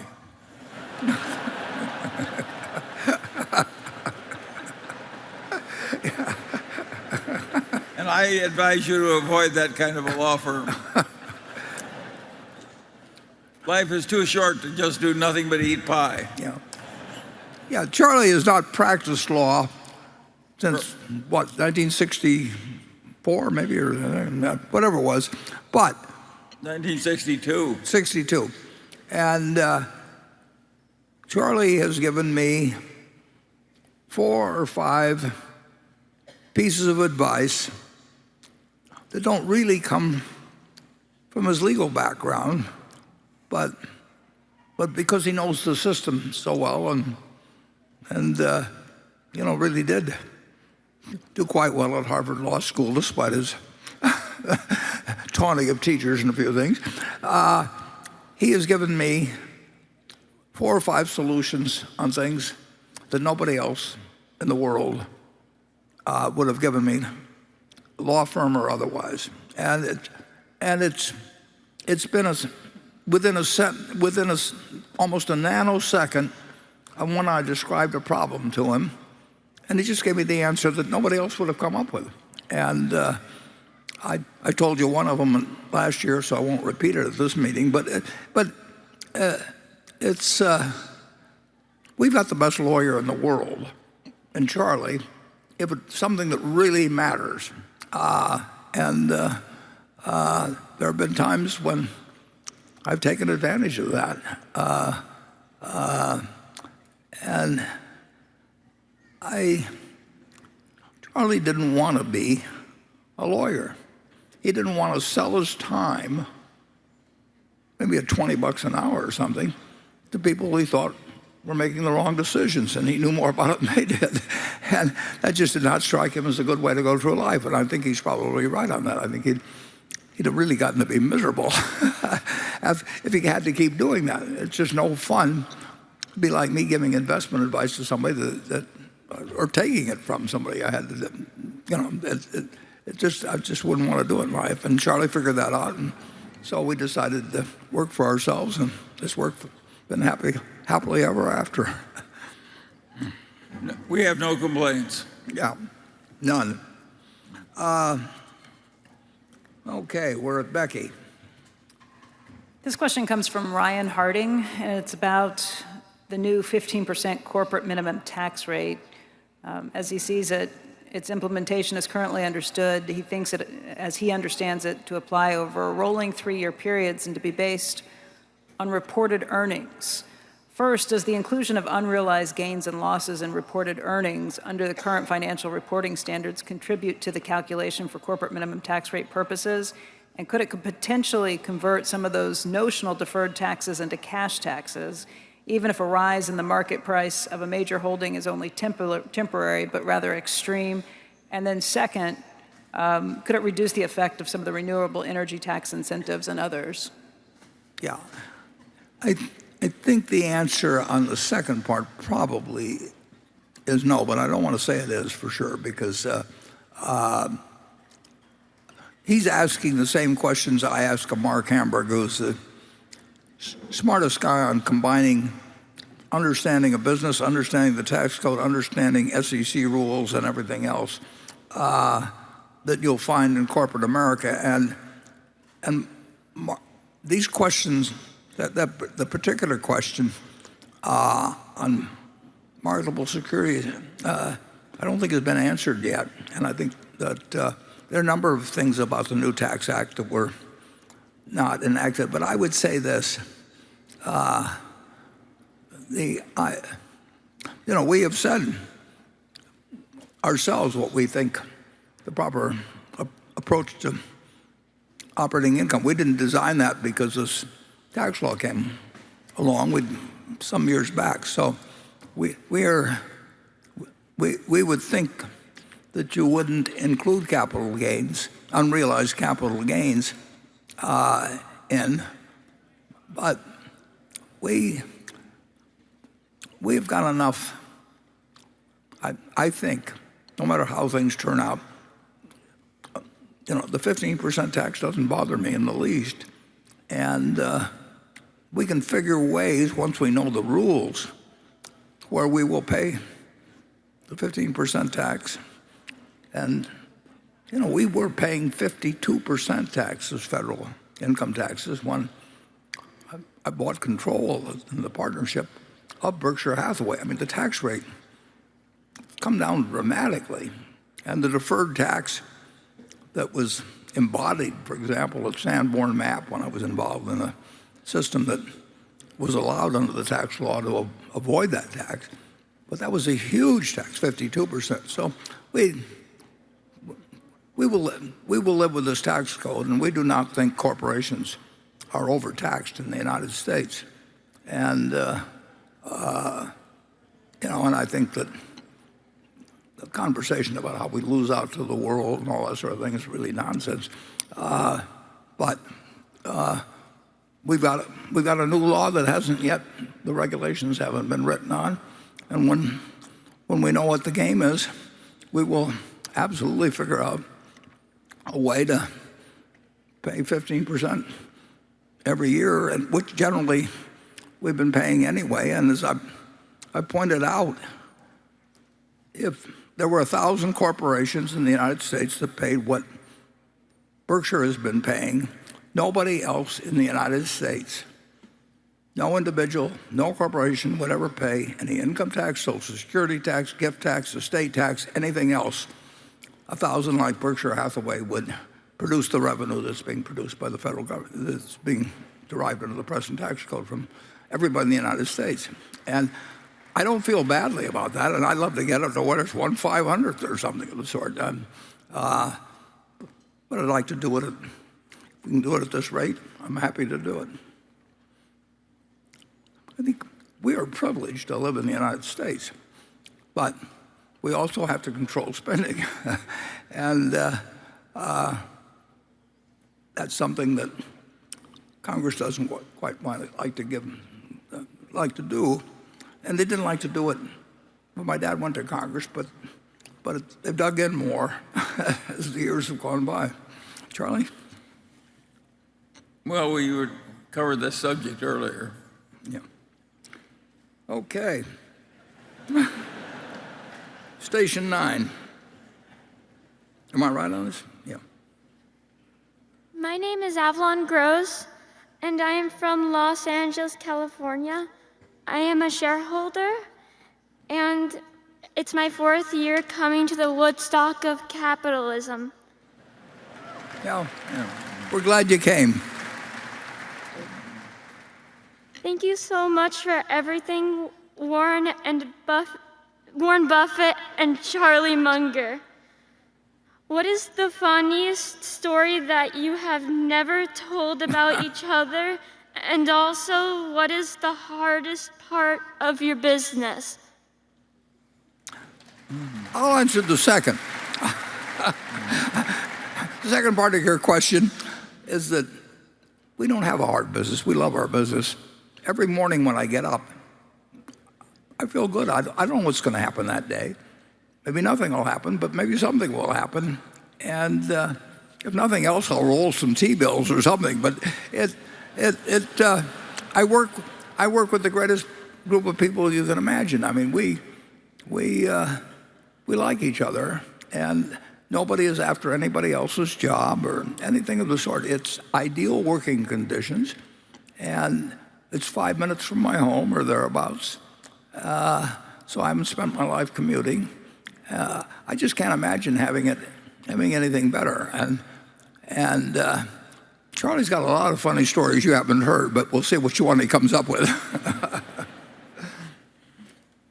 Well, I think Warren and I are naturally so ridiculous that we don't need very many funny stories. We each do things that are peculiar enough so that we can keep one another amused. Tell him what you told the lawyer when we were buying Hochschild Kohn. I don't remember. You tell him. Well, you remember, it was 1966, and we were down in Baltimore buying a department store, and we needed a lawyer. And we needed a lawyer who was nearby and would do exactly as told. And Charlie came up with a very good lawyer from Wilmer Cutler's, I believe. And I don't know whether Charlie remembers the instructions he gave the lawyer or not. No, I don't. Oh, well, Charlie told the lawyer, who we'd never met before, and he said, well, he says, treat Warren like, I was 36 at the time, or 35. He said, treat Warren like any other 90-year-old client. This guy knew exactly what he meant. And we made the deal in a hurry, and then we went to the bank, First National Bank, and I believe it was or Maryland National Bank, actually. And there was a fellow named Cammy Slack there, wasn't it, Charlie? And we wanted to borrow $6 million against a $12 million purchase. And Cammy looked at us with bewilderment. And he says, you want to borrow $6 million against little old Hochschild Kohn? And Charlie and I said something to the effect, well, the Maryland National was our first call, and if they didn't want to do it, we had another bank we'd go to. And anyway, they let us the money. But when he said little old Hochschild Kohn, we immediately started thinking, maybe this isn't the best deal we've ever seen in our lives. And from that point on, we were trying to figure out how to sell it. So we had as much fun. Sandy Gottesman was involved with us then too, and we had as much fun out of deals that didn't work in a certain sense as the ones that did work. I mean, if you knew you were going to play golf and you were going to hit a hole-in-one on every hole, you just hit the ball and then went in the hole 300 yards away or 400 yards away. Nobody would play golf. I mean, part of the fun of the game is the fact that you hit them into the woods, and sometimes you get them out, and sometimes you don't. So we are in the perfect sort of game, and we both enjoy it, and we have a lot of fun together, and we don't have to do anything we don't really believe in doing. I mean, we are not dictated to by any group, and so we get to follow our own. We get to forge our own destiny, and in a sense, forge the own principles by which we can run the company, and that's a huge luxury in life. And we don't want to be president of any other company in the world or CEO or anything else where we have to conform to certain things that we really don't want to conform to. Is that a fair description, Charlie? Yeah, it is. Yeah. Okay, Becky. This question comes from David Cass, who is a professor at the Business School at University of Maryland. He says, at last year's annual meeting, Warren mentioned that Berkshire had taken a large stake in Activision Blizzard as a merger arbitrage play.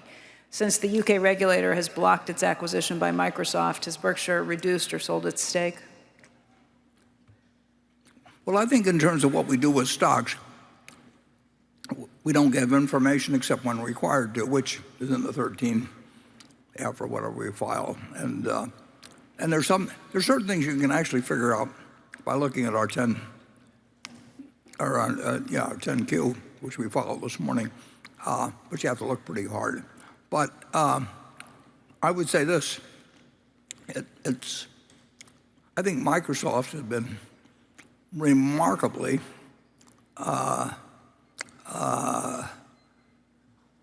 what's the word? Willing to cooperate with governing bodies, and I mean, they want to do the deal, and they've met the opposition, it seems to me, more than halfway. But that doesn't mean that it gets done if a given country, in this case the UK, wants to block it. They're in a better position to block it than the United States. That's just the way the world works. And that doesn't get solved by offering more money, or so it. I don't know how it turns out, but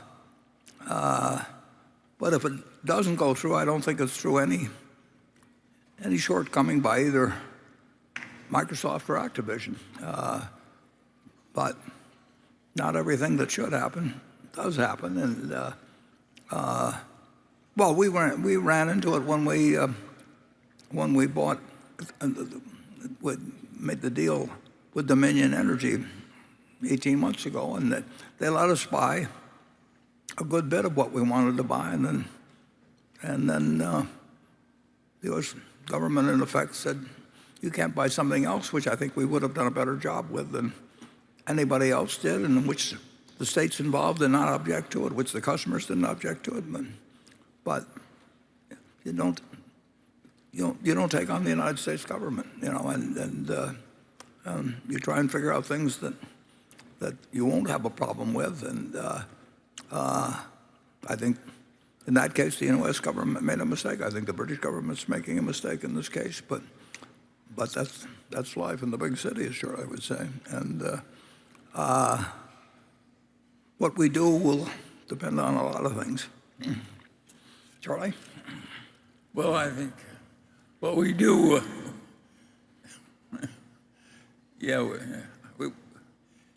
you kissed that one off beautifully.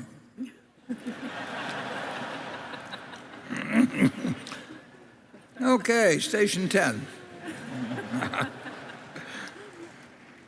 Hi, Warren. Hi, Charlie. My name's Anderson Fuller, and I'm from Avonport, Nova Scotia in Canada. And before I ask my question, I just want to thank you for all you've done to give us insight into your minds as investors. So for me, the most compelling takeaway from Berkshire is your guys' emphasis on and successful use of properly aligned incentives. In my view, owning and leading a business has two central benefits. First, you directly benefit as the company goes through your equity in it, and second, you have autonomy. Incentives for employees are a bit easier to understand, such as offering benefits, fair pay, and creating a strong culture, but I've always struggled to understand them at the highest level. Even though you say Berkshire gives its managers significant flexibility, it must be less than what they had when they were independent. Additionally, you would think passion and a willingness to sell would be inversely correlated.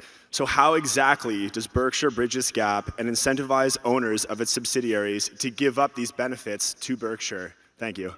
Well, what we really hope to find is managers who love their business but don't like a lot of what comes with it as a public company. I mean, if they have to spend a lot of time listening to people tell them what to do about this or that, and they can't afford to irritate them, or they have to go along with their trade association because, or whatever they may call it, because you don't want to look like a free rider, and there's all kinds of things, compromises that people have to make in most jobs.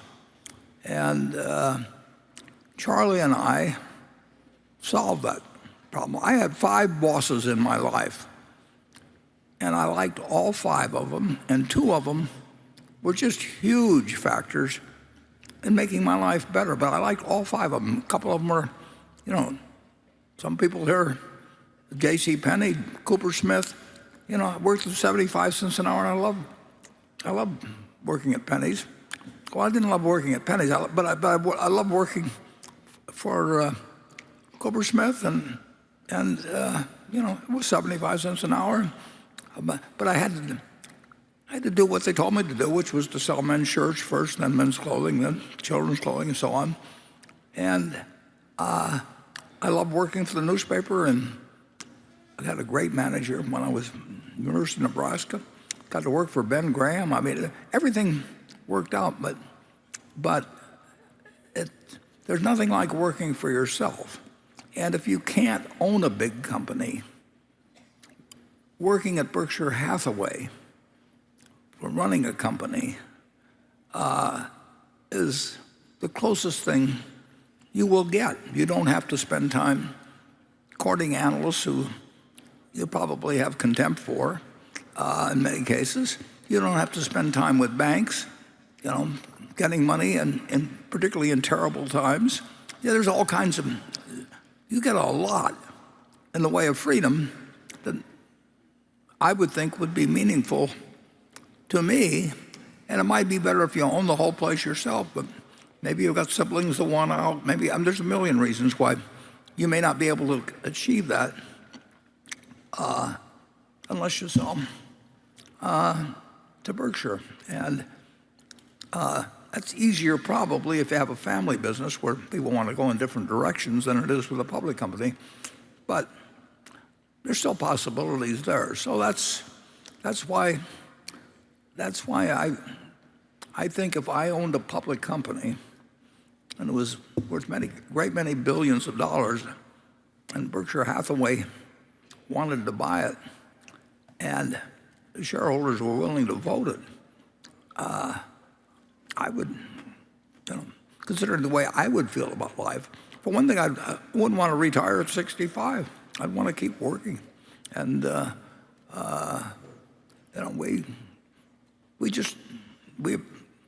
are reasons to sell to Berkshire, which Charlie and I, in certain positions, if we were on the other side, would take the deal,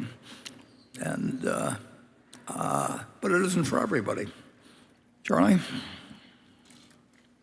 I think we have it pretty good, Warren. We've been very lucky, and I don't know. It seems to me that most of the people who are going to end up the way we did, they almost already know how to do it.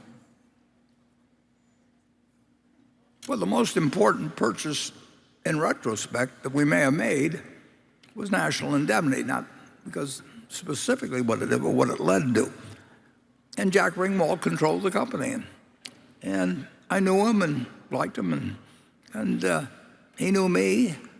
And once a year, he'd get irritated when the Nebraska Department of Insurance or somebody would come around, and he said they always came around when the exorbitant racetrack was open, so they could. I mean, he had all these theories about why it was a pain in the neck to be regulated, and I told Charlie Hyder, next time Jack is in that mood where he's ready to sell just because he's tired of fooling around with all these guys, be sure and find him. And so Charlie called me one day and he says, Jack is in the heat. And I said, bring him over. And we made a deal.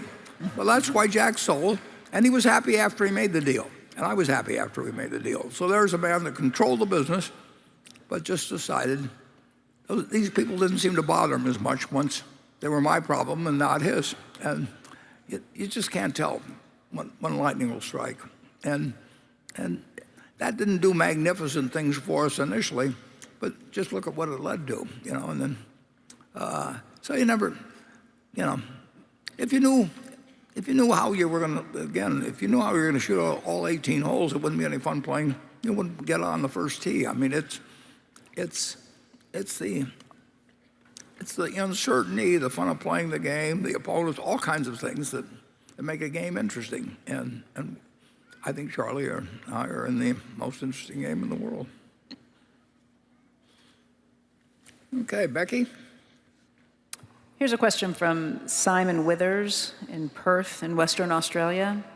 It's been a long time since we've heard about See's Candy and NetJets. Could you please give us an update on See's performance and when you project it will run out of places to open stores in the United States? And could you also give us an overview of how NetJets has performed since its acquisition and whether it's achieved the potential you saw at the time of that acquisition?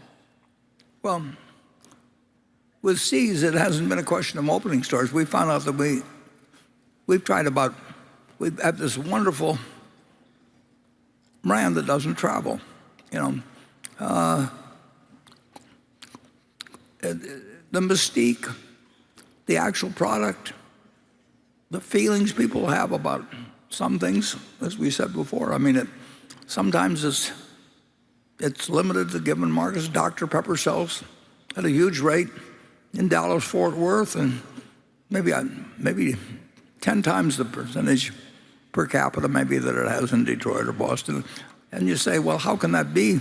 Well, the product's been around for a century and people travel and you have national advertising. And I'm not sure, but I keep learning more as I watch different brands. And Charlie and I, our economics were so good in California that we tried to, in many cases, the same experiment over and over again. It doesn't cost much to experiment. We've tried everything in the world to cause the brand to travel, and we always think we were right for the first week, and then we find out that the magic, we can beat any other candy store pretty much, but there aren't any candy stores anymore to speak of. The world has changed. So See's is 101 years now. It has magic. And it has limited magic in sort of the adjacent West. You can almost, it's gravitational almost. And then you get to the East, and incidentally in the East, people prefer dark chocolate to milk chocolate. In the West, people prefer milk chocolate to dark. The East, they can sell miniatures in dark. The West, I mean, there's all kinds of crazy things in the world that consumers do, but you want to keep observing it because you do learn a little. And with Charlie and I, the temptation to keep trying things because the economics were so good if we succeeded. So we tried various things. And of course, every manager wants to try it that comes along because they've learned, that it should work, but it doesn't work.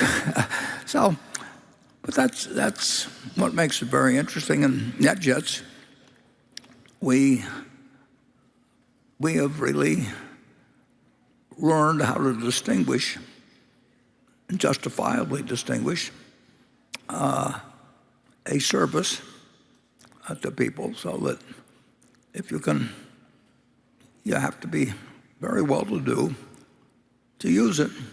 But if you're very well-to-do, in effect, you're spending your heirs' money. I mean, it's what I told my Aunt Alice after she went from teaching to be worth millions and millions of dollars, and she came to see me.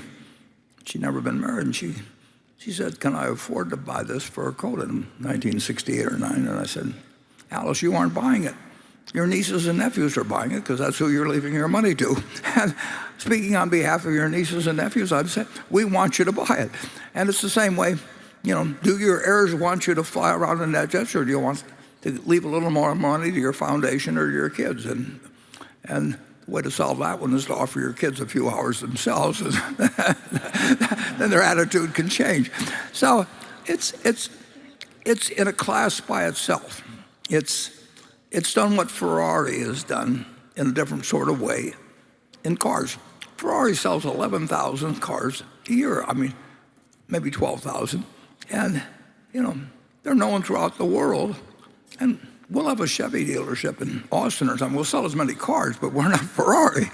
And NetJets has 600 well, counting Europe, I mean, it's maybe 650, but we're going to buy 100 planes this year, and we won't sell any because we've got a backlog, and we took a NetJet flight over to Tokyo, and we arrived in good shape, and we spent a couple of days there, and we flew back, and there's just nothing to it. Now, you can say, well, you're getting sort of decadent and all that in your old age, but the money will go to philanthropy, and the money will probably be $100 billion or more, and I figure the philanthropists want me to spend a few bucks on myself.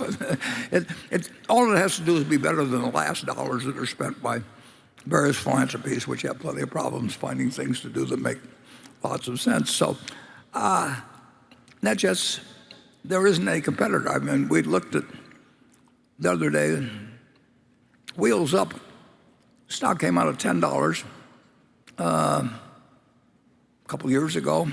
It was selling at 48 cents the other day, and they got 12,600 people that have given $1 billion, a little over $1 billion on prepaid cards, where they've given them money and they get a certain number of hours later on, and they don't.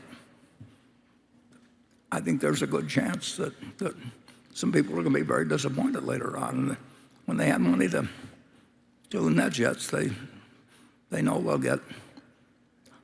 get on the same planes with the same pilots as I and my family have flown on since before we bought the company. So it's not shaped by, the decision wasn't shaped by some commercial objective. A couple of years before, I'd never heard of NetJets, and Frank Rooney mentioned it to me, and I bought share immediately, and we bought the company, and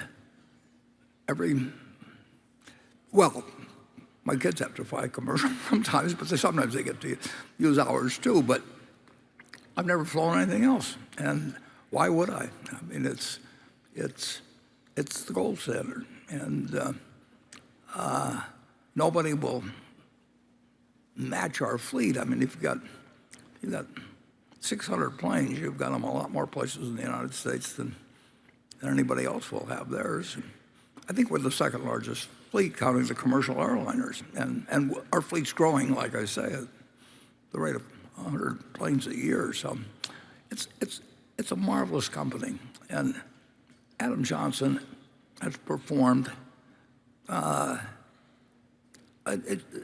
You just can't believe what he's done with the business, and it was a tough model for a long time, but he's brought it where it is, and we should have a wonderful company for forever. Charlie? Well, NetJets has been remarkable. You can argue that it's worth as much as any airline now. Oh, it's so different. And Charlie, we had a hard time selling Charlie a NetJets membership, and then we figured the way to get him to buy a membership was to put a coach seat in the fuselage. and that really knocked him off. I mean, I think he's the only one we sold on the basis of. I used to come to the Berkshire annual meetings on coach from Los Angeles, and it was full of rich stockholders, and they would clap when I came into the coach section. I really liked that.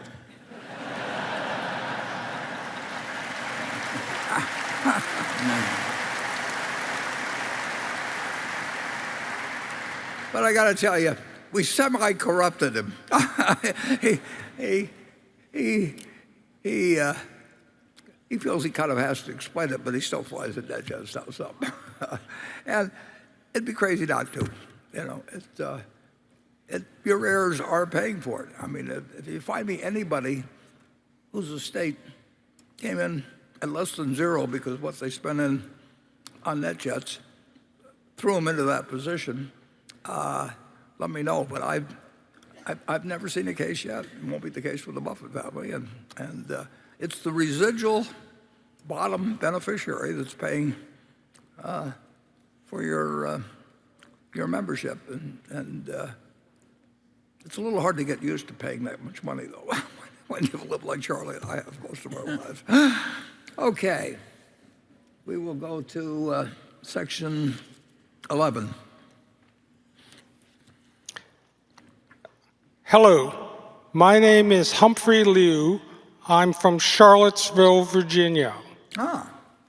First, I wanted to add my thanks to you and Mr. Munger and Mr. Buffett and all of Berkshire for throwing this grand event each year.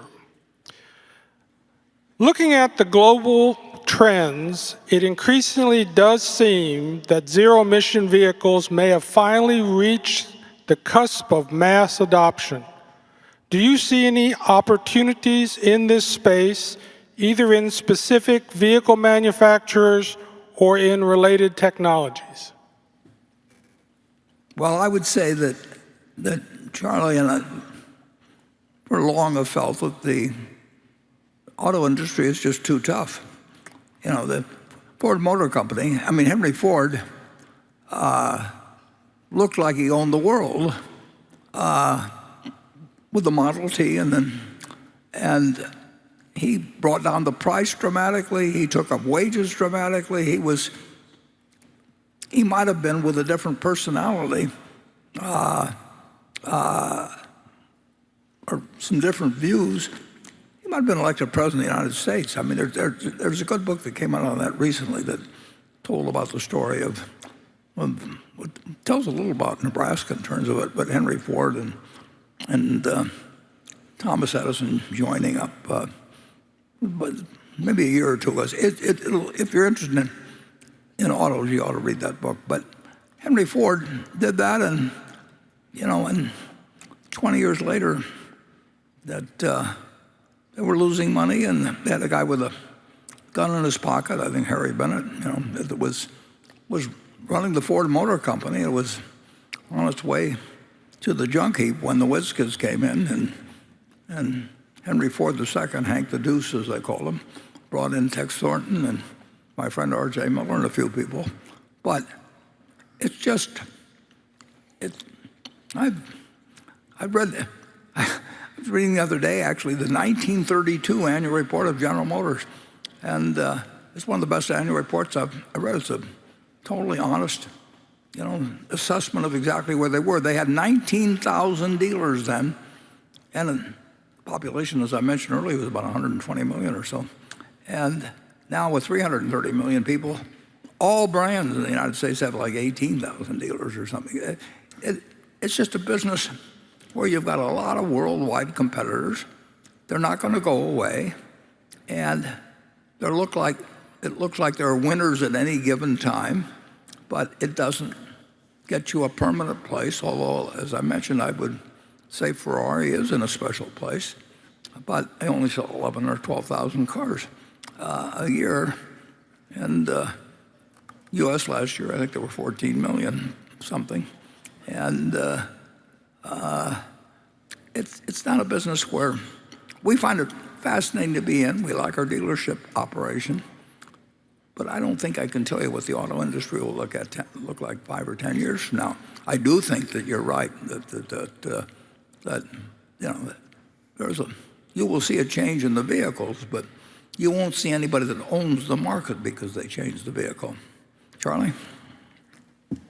Well, the electric vehicle is coming big time, and that's a very interesting development. At the moment, it's imposing huge capital costs and huge risks. And I don't like huge capital costs and huge risks. And we're subsidizing it in the United States, and we're actually doing it, putting in a pro-labor time. I mean, it is subject to politics like you can't believe, too. But it's going to be with us. We're not going to quit driving cars. And the American public has a love affair with them. But I think I know where Apple's going to be in 5 or 10 years, and I don't know where the car companies are going to be in 5 or 10 years. And I may be wrong, but that's Charlie and I follow the auto business with intense interest. Charlie's firm was the specialist in General Motors on the Pacific Coast Stock Exchange, and that was a franchise, wasn't it, Charlie? Yeah, by working very hard, we could make a minor amount of money. Yeah. It wasn't minor at the time, though. But yeah, it was. It was pretty minor at the time, even. Yeah. Well, that was pretty minor. Okay. Becky? This question comes from Lindsay Peter Schumacher in Cedar Rapids, Iowa. Does the current size of the Federal Reserve balance sheet concern you? In particular, the result of quantitative easing, the Federal Reserve expanded its balance sheet out of nothing. The net effect, in essence, is a form of single entry accounting, creating something of value out of nothing other than a series of book entries, and wondering what Mr. Munger thinks about this as well. Well, I don't think the Federal Reserve is the problem, and I think they can't solve the fiscal problem. I do not worry about the Federal Reserve, and I think it's fulfilling the functions for which it was established. I probably would not have been. They have two objectives, and I would not have been one probably that would have changed the inflation objective to 2% a year from 0. I think that I think that if you tell your people that you're shooting to depreciate your currency at 2% a year, that has a lot of implications, although it feels good to a lot of people. A lot of people want a little inflation, but nobody wants a lot of inflation, except somebody's got a lot of debts. And I do not worry about the Federal Reserve balance sheet. I enjoy looking at it, and the numbers are big. I always like big numbers, but it is not. It's interesting. One of the most interesting figures to me is currency in circulation. I mean, it is gone. They were saying cash is trash back in 2007 and 8, and all of that cash is going to disappear. Well, if you look at the Federal Reserve balance sheet, it's gone from $800 billion to $2.2 trillion. And most of that's in $100 bills, overwhelmingly.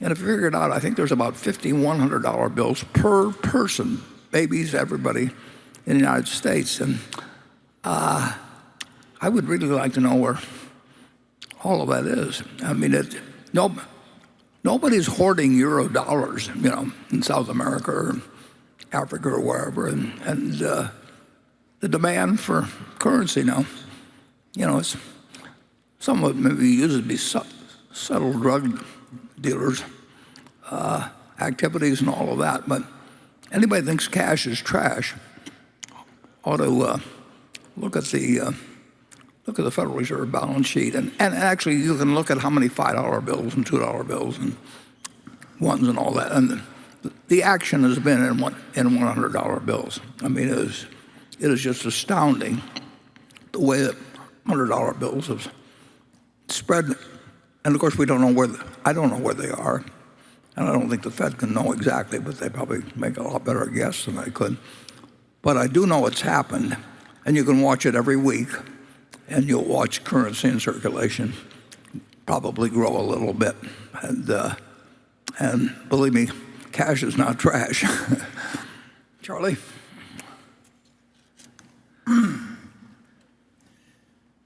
Well, I don't know where we're headed with all of this.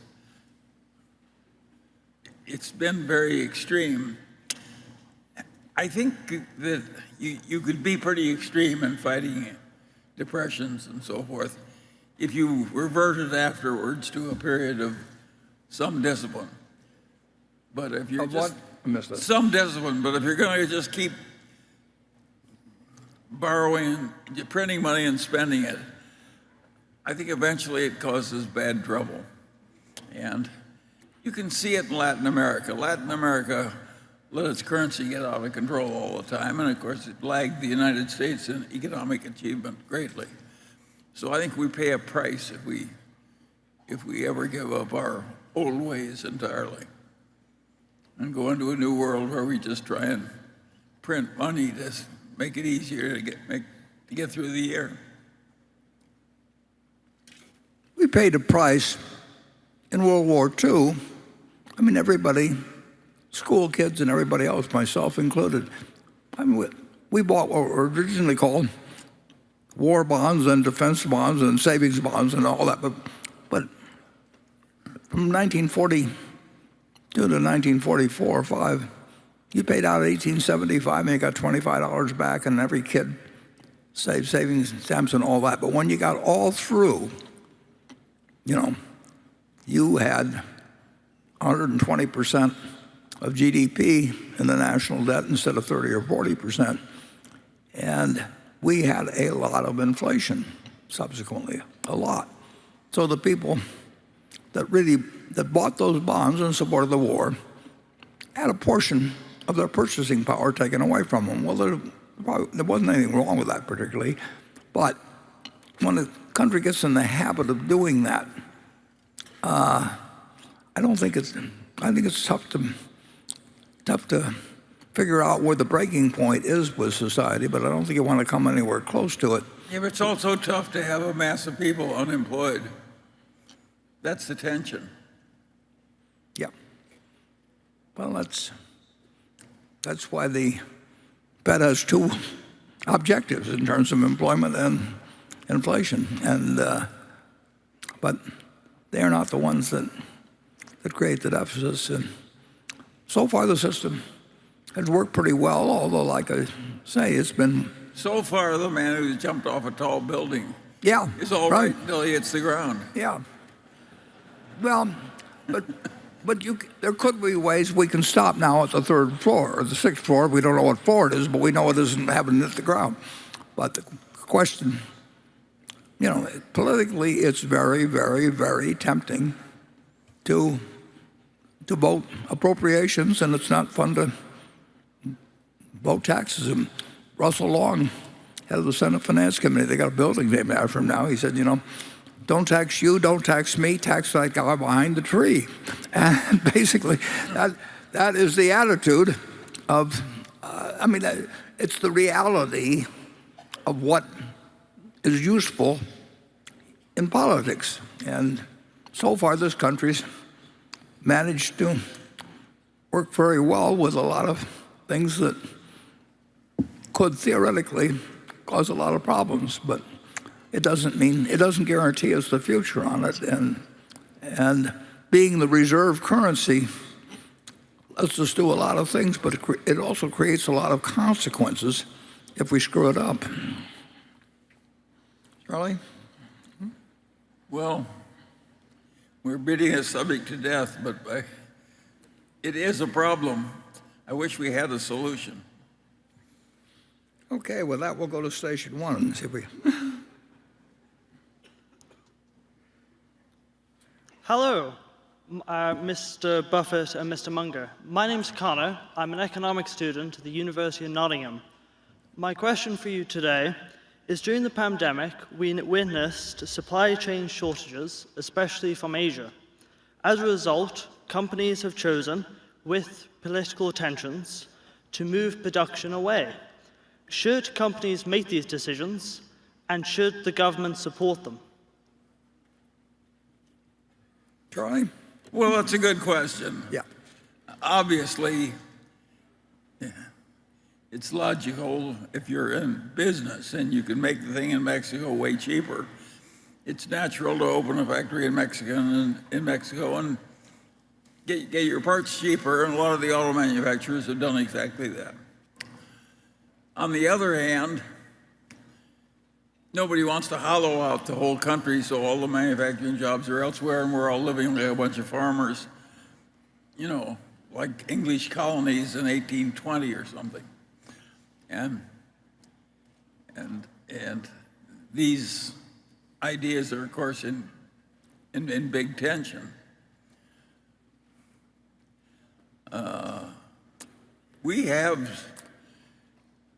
We don't have that much foreign production. Right, Warren? Yeah, well, but we've lost,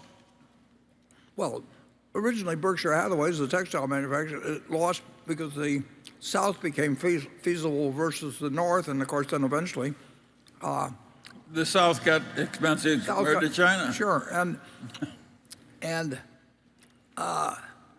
society benefits, and some people get killed in that sort of a situation. And a rich society should take care, one way or another, and of people that worked in our shoe factories, people who worked in our textile companies. I mean, if you worked in our textile operation in 1964, when we took it over, half our workers only spoke Portuguese, and they weren't getting great wages at all.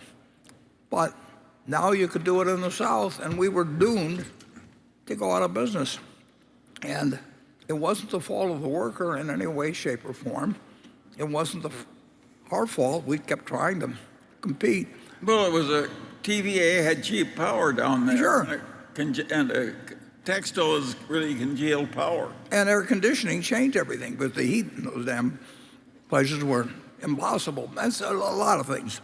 But then it moves offshore in many ways, and net, the country is better off because of it, but it displaces a lot of people who really can't do something else in life. You can't talk about retraining somebody that's 55 or 60 and speaks only Portuguese and really tell them they're going to have a great future in New Bedford, Mass.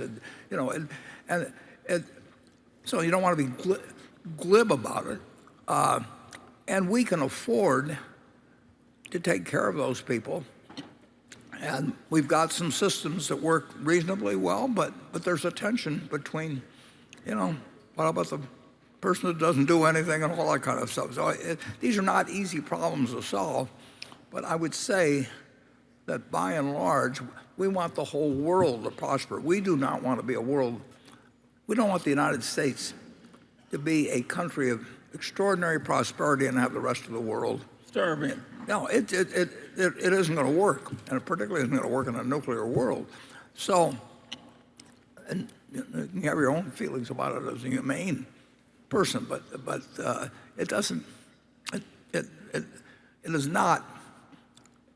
It can be done better, and we've got the resources to do it. I mean, the output of this country, well, it can be done with a lot fewer people and doing more specialized things. And of course, it has been. The work week in the United States, in my lifetime has dropped dramatically. And people still feel busy, and it will be the human lot to say, how can I get all these things done? But my mother didn't drive 3 kids any place. I mean, you want to go any place, if you were lucky and got old enough, you had a bicycle. The world just keeps looking at everything moving up as becoming sort of a base that leaves them somewhat dissatisfied. And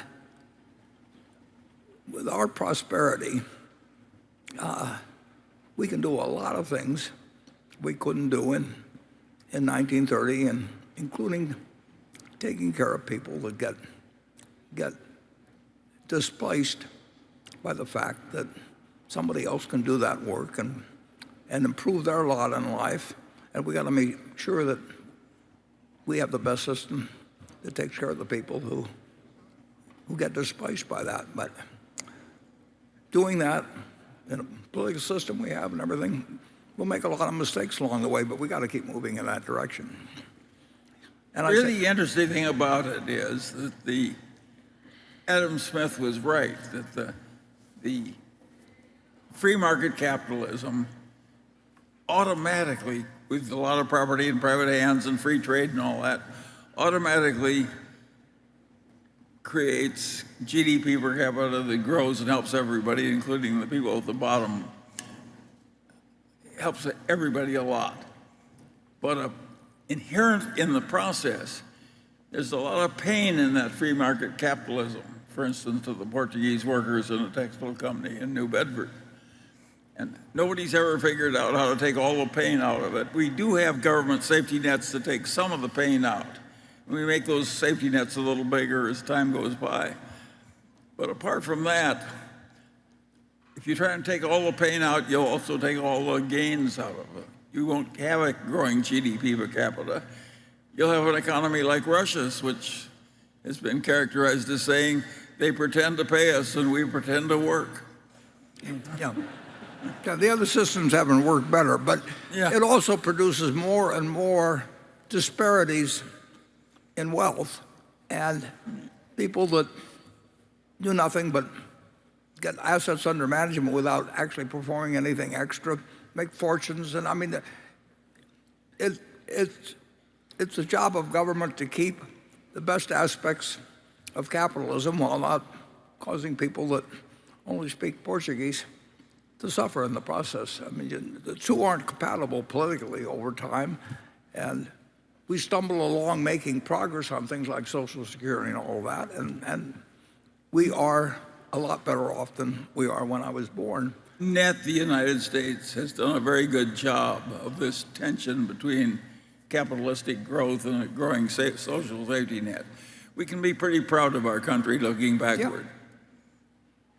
That may be why we have 25% of the world's GDP, starting with 0.5% of the population, and did it in a few centuries. I mean, it's a miracle. And it wasn't because we were smarter. Well, you got to say that there must be something to the system that's worked pretty well, even though it's produced a civil war and all kinds of things, and women, not getting a shot at anything, even after they passed the 19th Amendment. It's a work in progress. I think actually there's been progress, but it's mankind's nature to see the things wrong with it if you've. It's even worse, it's man's nature to take the progress as a right, not something to be earned or strived for, but something that should automatically just flow in over the transom. And that attitude is poison. It doesn't do anybody any good. Okay, now ask us an easy question, Becky. This question comes from Doug DeShiel. Since the accounting rules changed requiring Berkshire to report the change in fair value of its equity investments through the income statement, Mr. Buffett has repeatedly told shareholders to ignore those changes as they're not reflective of the long-term returns that those investments will produce. Recently, Mr. Buffett has argued that hold-to-maturity accounting used by the banks to avoid reflecting the changes in fair value of bank investment portfolios in the income statement and the shareholder equity account do a disservice to its various stakeholders. Can Mr. Buffett elaborate on why he views mark-to-market accounting differently for banks in comparison to Berkshire? I believe in both cases, in doing it on the balance sheet and not in the income statement. And it's a very tough problem that the auditors face, is that obviously the income statement feeds into the balance sheet, but the balance sheet tells you whether deposits can be paid. It tells you a lot of things, and we show it on our balance sheet. We believe in showing market values on our balance sheet. We just don't believe in running it through the income account. And in getting there, we would put it in other comprehensive income like it was for a long time. So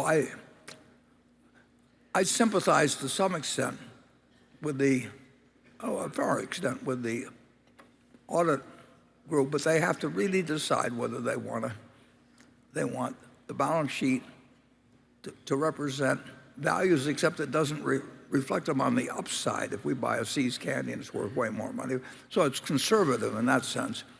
But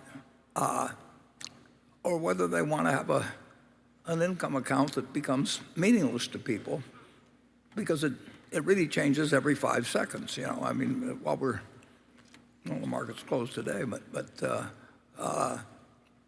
we have days. Well, I guess Apple was up 7 or 8 points on Friday. I mean, that's $7 billion. I mean, that's a crazy income account. It is a reflection of where we stand at that point. And of course, if you're a bank where you're putting out money really in things that people sort of mortgages, I mean, primarily, they're a terrible instrument for a bank to own, but a great instrument for a consumer to buy and build into the whole society now in a way that was entirely different than the past. You've got to pay attention to whether they've gotten out of whack in terms of what the value of what they own and what can be demanded of them tomorrow morning. And if we had all of our money that could be demanded from us tomorrow morning, we'd have to behave a lot differently than Berkshire does. So I really think the way to do it is the way we recommend doing, which is exactly what was being done until a few years ago. I recommend the shareholders look at it that way, but we're going to follow the rules, obviously, that the SEC, state authorities and everybody require of us. But I'll still explain to the shareholders exactly what I would explain to my sister about what really counts at Berkshire. And I think every management actually has an obligation to that. And instead of it, they go in the other direction and give them a lot of figures that are total nonsense. You can't imagine some of the, EBITDA I thought was about as bad as you could get, but they kept going, and earnings before everything, EBE. And so, but that doesn't change what I would tell my sister, who's here in the audience, I hope. And I should tell all the shareholders. And we'll consistently do what is legal, and we'll consistently say what we think is right. Charlie? Yeah.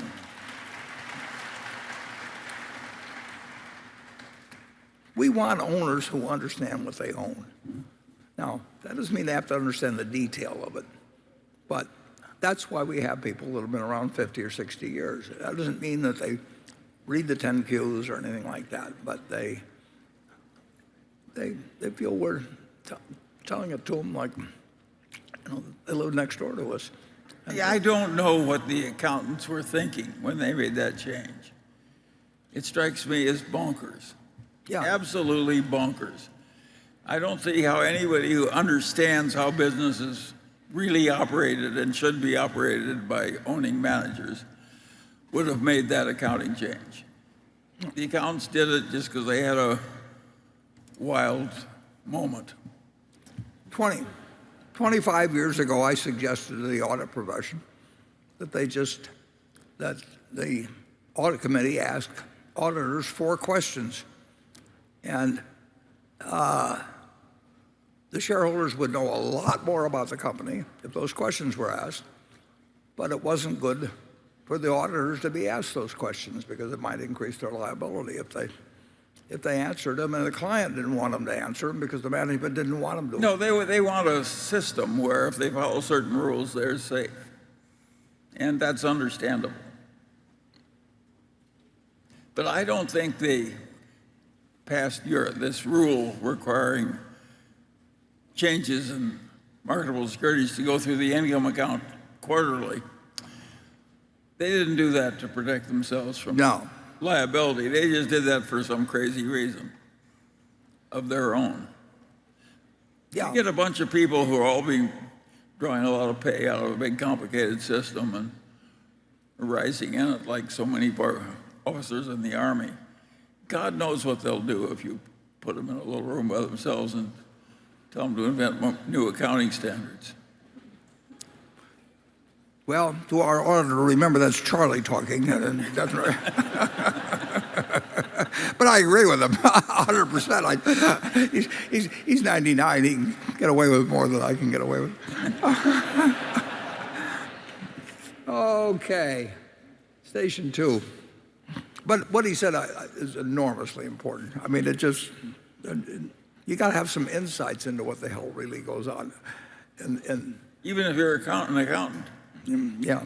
Okay, station 2. Dear Warren, dear Charlie, my name is Victoria Wenthrop. I am 22 years old and I study in Munich at the CDTM, the Center of Digital Technology and Management. As your grandchildren are more in my age group, let me ask you, how do you transfer your wisdom to your grandchildren and heirs? How do you lead them to investing? Do you see value in investing as a family or individually? Thank you. I'm going to let Charlie do the answering on it. He's got more. Well, I have more grandchildren, but I am quite philosophical about my grandchildren not thinking exactly the way I do. It seems to me that's almost the natural course of life. And I just live my life my own way, and they can observe it as an example if they want to. And if they don't, they can try some other way. I don't like it when they try some other way. And I have to pretend that I like some of the boyfriends and girlfriends I don't like. But I just struggle through like everybody else. And usually I just bite my tongue and keep silent. That's my way of handling it. Well, I would say that I think that, in my case, my 3 children have grown a lot smarter in the last 30 years, and I think I've grown smarter. Well, I know, but you needed a lot of help. That is for sure. No, I would totally acknowledge that. That's why I had the room to go. I mean, I had plenty of room for improvement, but we all had a lot to grow. I worked a year for U.S. Steel, which was in their fabrication department in Los Angeles, a big operation. The thing was utterly doomed, and 3 years later, it went back to greenfields. The whole thing was razed to the ground. I did not see it coming. Now, to be that ignorant and that, as I was at that age, it was a sin. And my professors, by and large, were even more ignorant than I was. Nobody had observed the basic economics of business in a scientific way at all when I was young. Well, if we're getting into confession time, I have to tell you, it's 3:30. So we don't want to keep going on. Who knows what we'll be saying in another half hour. So, so I thank you all very much for coming. At 4:30, we will have the shareholders meeting here, and we're continuing to sell goods for another 20 or 25 minutes. We've already broken all kinds of records, but let's really make it tough for comparisons next year. And again, I thank you for coming. Come next year, and maybe we'll figure out the answer to a few more of these questions.